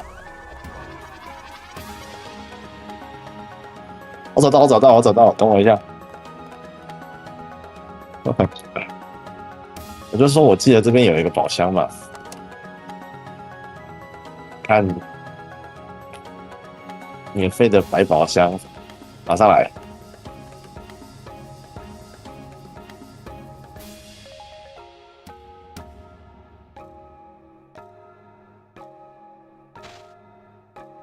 你怎么走的？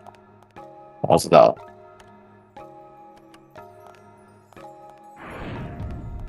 哎呦！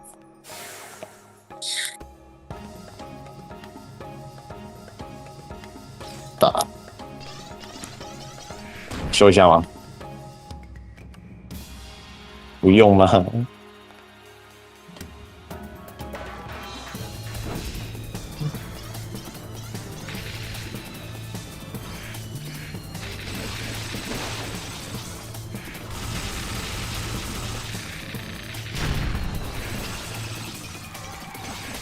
哇！你把它打断了，好打。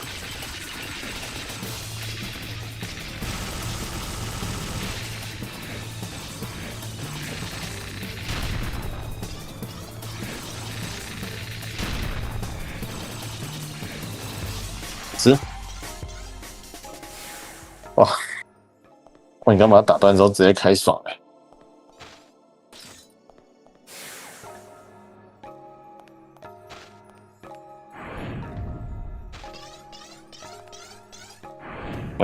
你就可以在这层把它等于刷70。没错，王在这里，跟我记忆中的一样。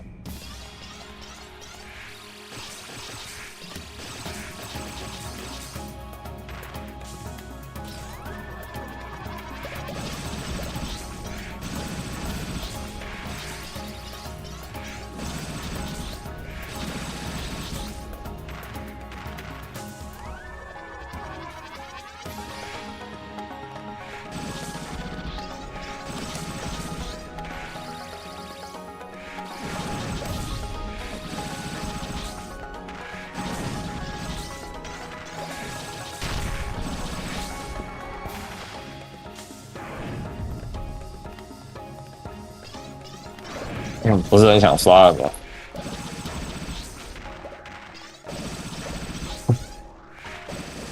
我说看到这只龙就不是很想刷了。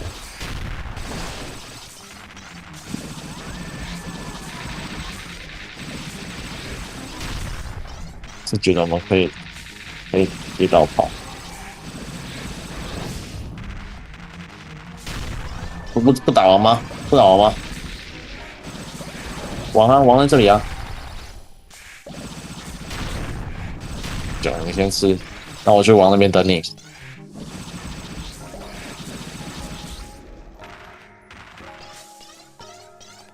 有点畏惧了就对了。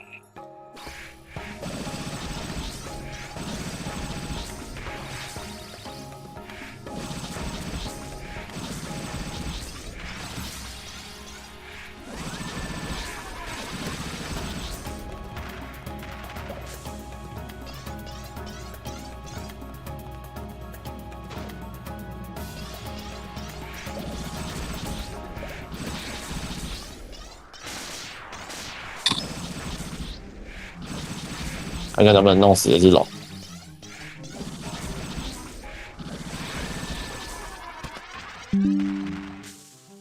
我操！我死了。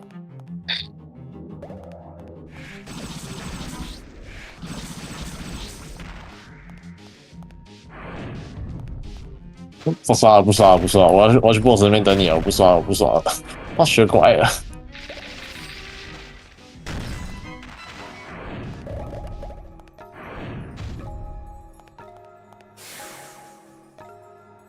你看我写，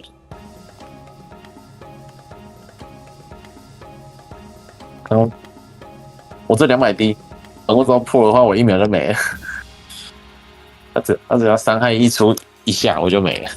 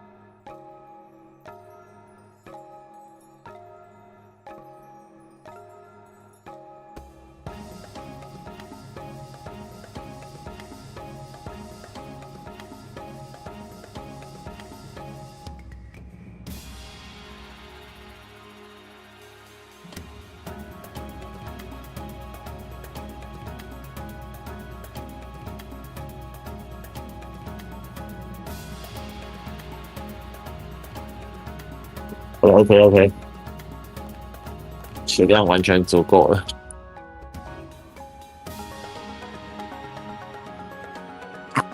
冲吗？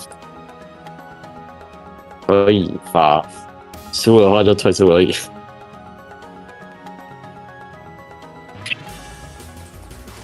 哎，好换啊，换的对，换的好不如换的巧啊。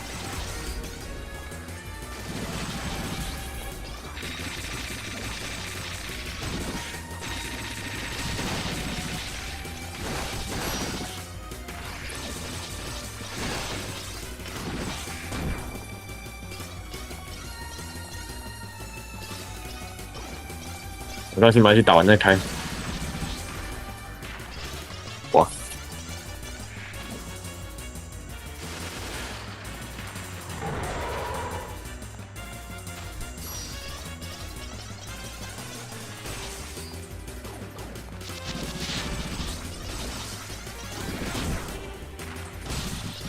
快点！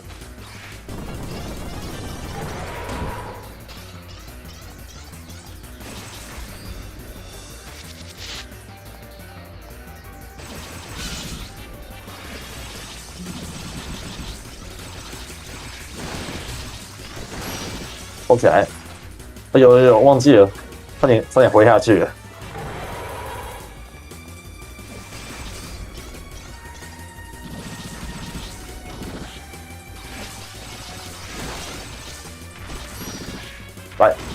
来，我觉得你这放的就是。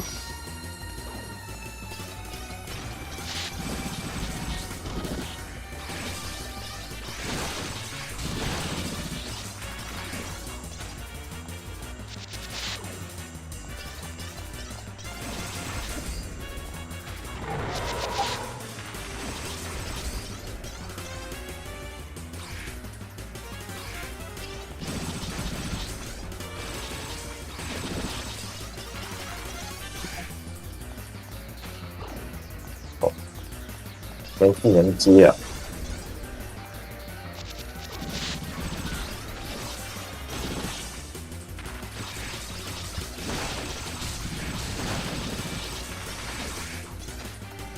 没事。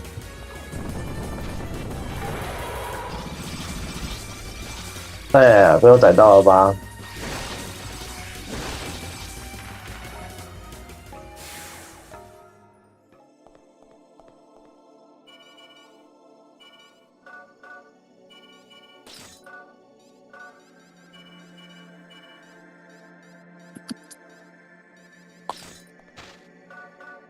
要稍微刷一下等级，刚好这个比较好刷。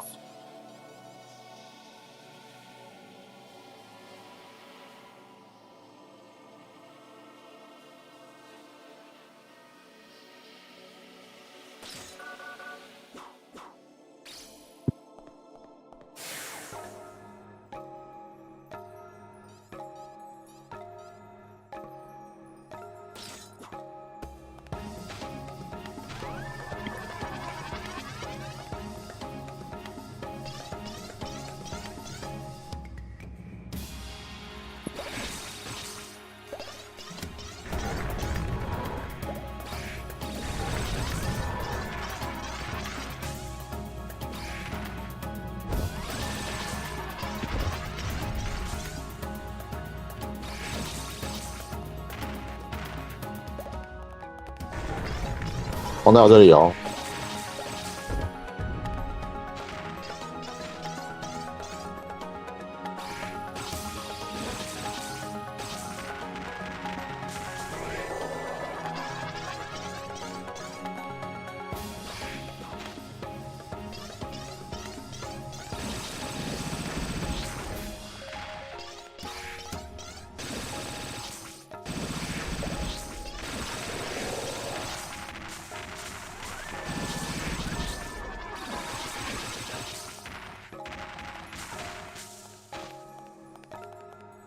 不刷这个，不刷这个。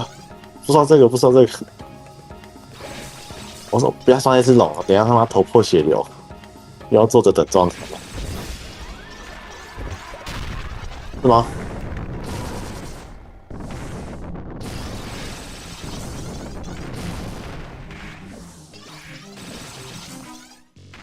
哦，只是小的也够我们头破血流的了。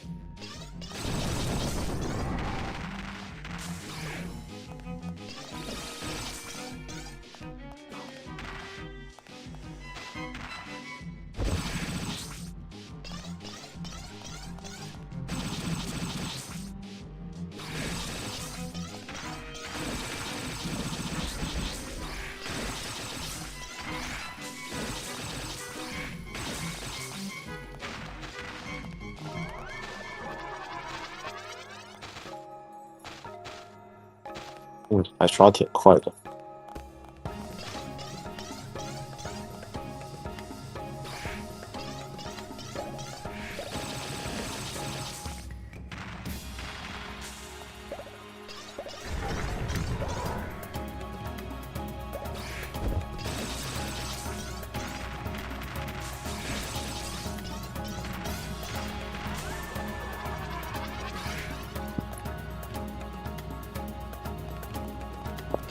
但我按错，我会把狂暴关掉了。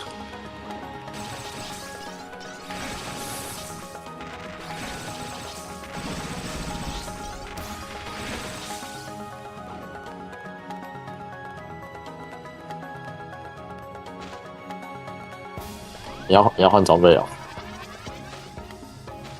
哦，没有，我以为你要换装备。但是我要刷到72等。我把这边刷完，你那边修一下，等我一下。而我的下一个戒指是72等。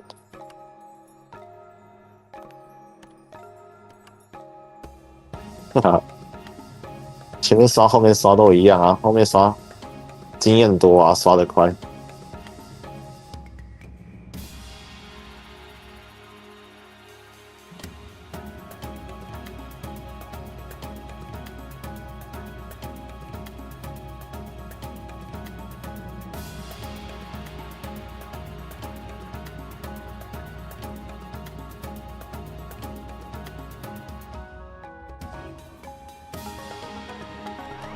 OK， 就换个戒指。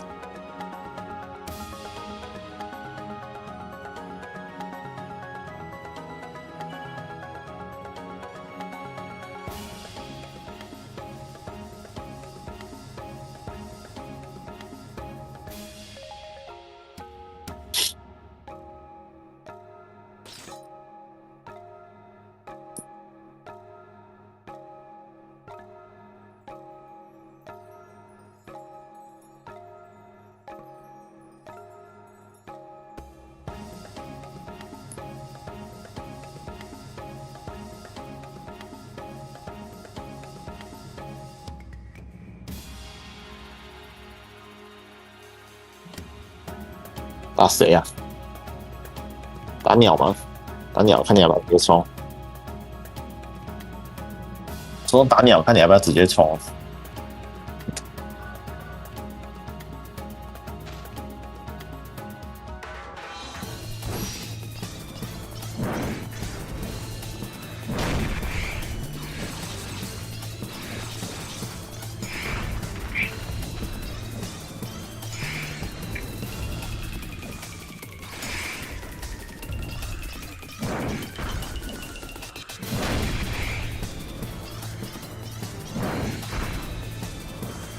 干你娘！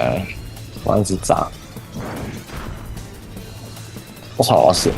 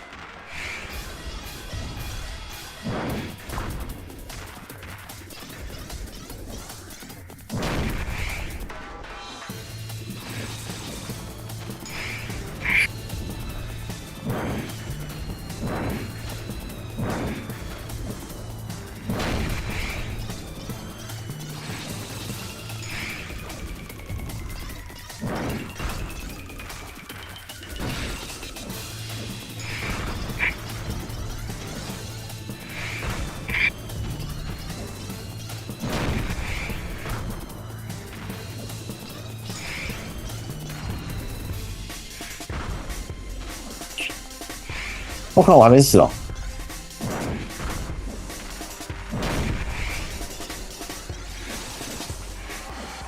哦，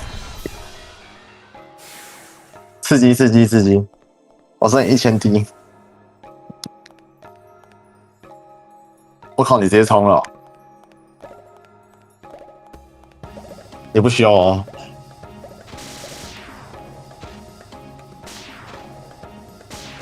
主要是我蓝跟血都是空的，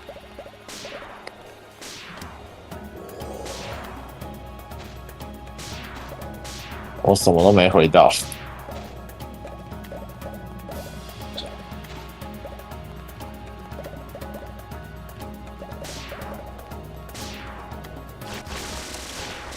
对，就我感觉我会在路上被弄死。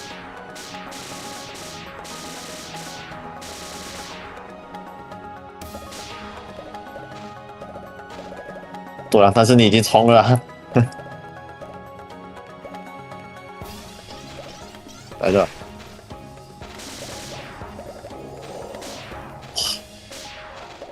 刷麻刷麻刷麻！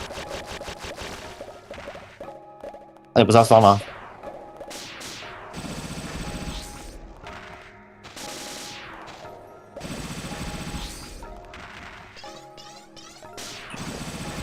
对啊。我靠！我要嗝屁！我嗝屁！我先走一步。呜呼呼！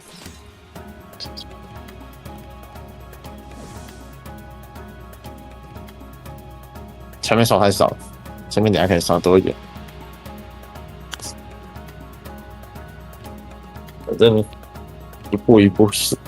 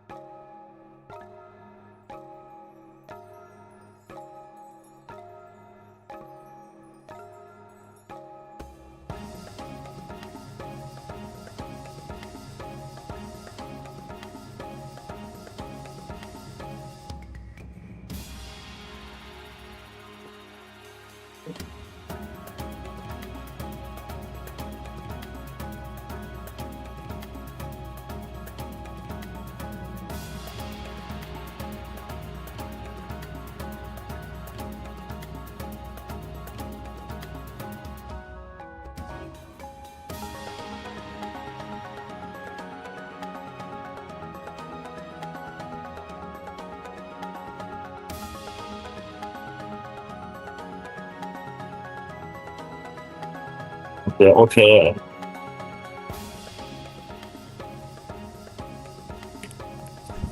走吗？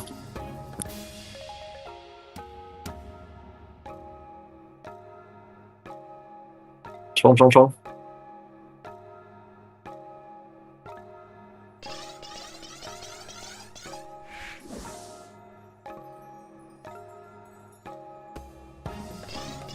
跟风吗？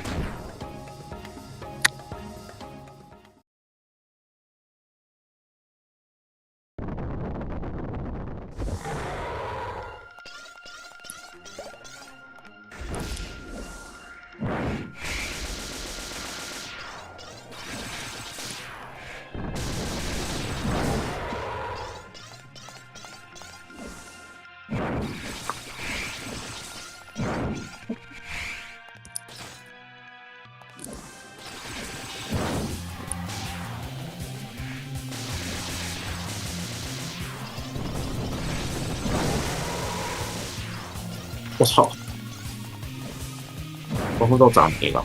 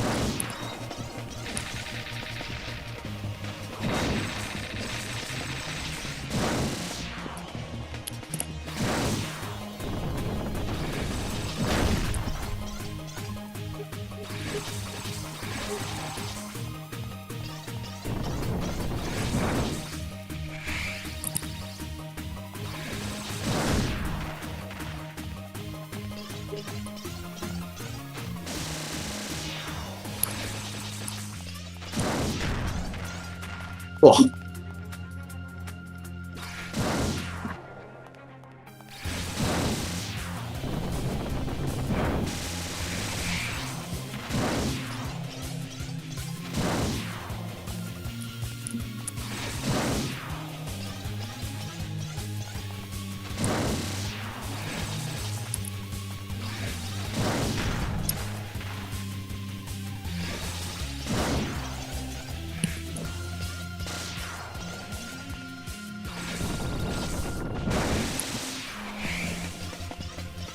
好打！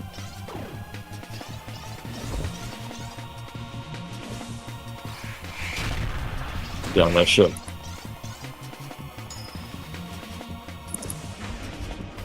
哎，抓到了！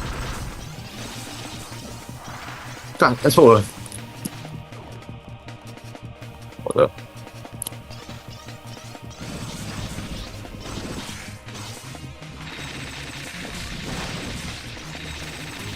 再放，你再放，你再放，马上把它夸去吃了。你就地板上丢光我就对了，我马上就送它下去吃了。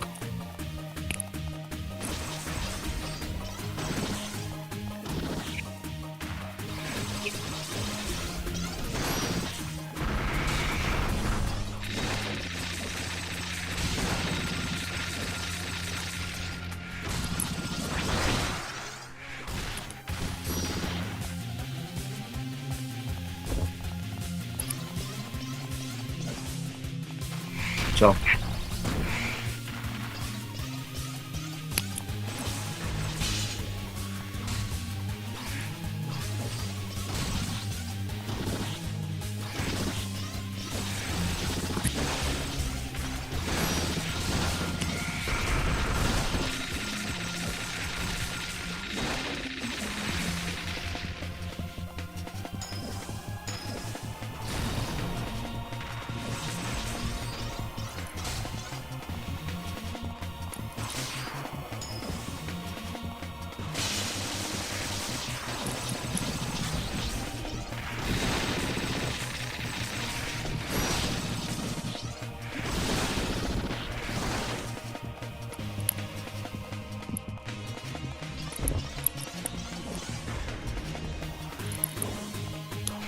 OK。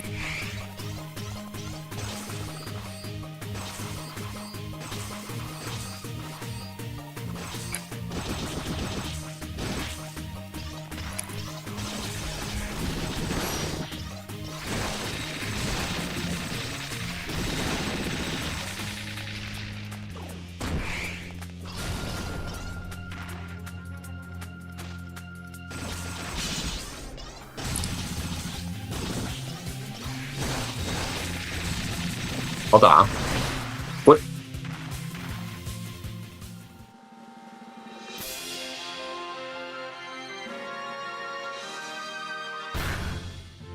总是要试验的啊。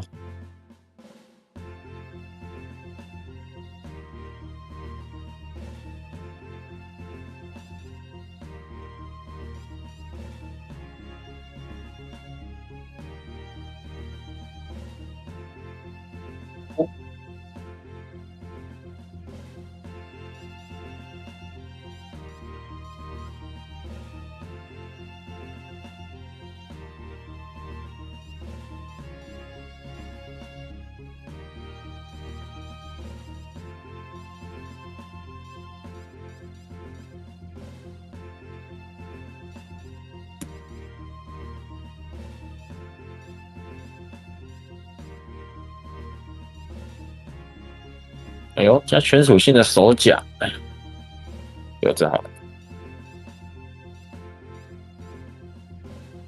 戒指，来，哇，不需要。嗯，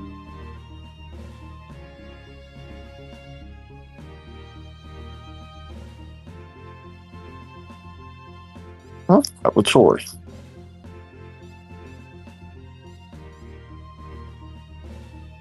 感觉可以先留。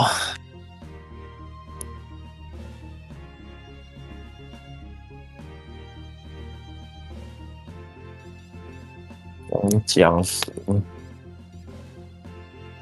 哇，一个好装备都没，只有一个全属性的手甲而已。我没有留须子轮诶。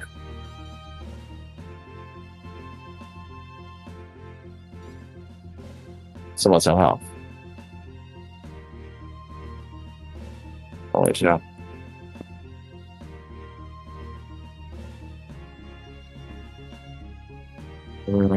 看起来属性蛮好的，但感觉没什么用。毕竟你应该是不会拿材料做须子轮的。收藏啊，这游戏的装备哪有什么好收藏的？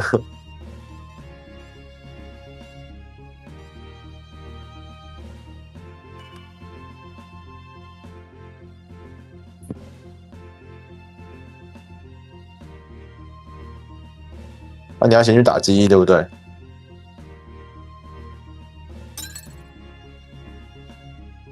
行，那我们就先去买东西吃。OK 哦，行，好，等等回来。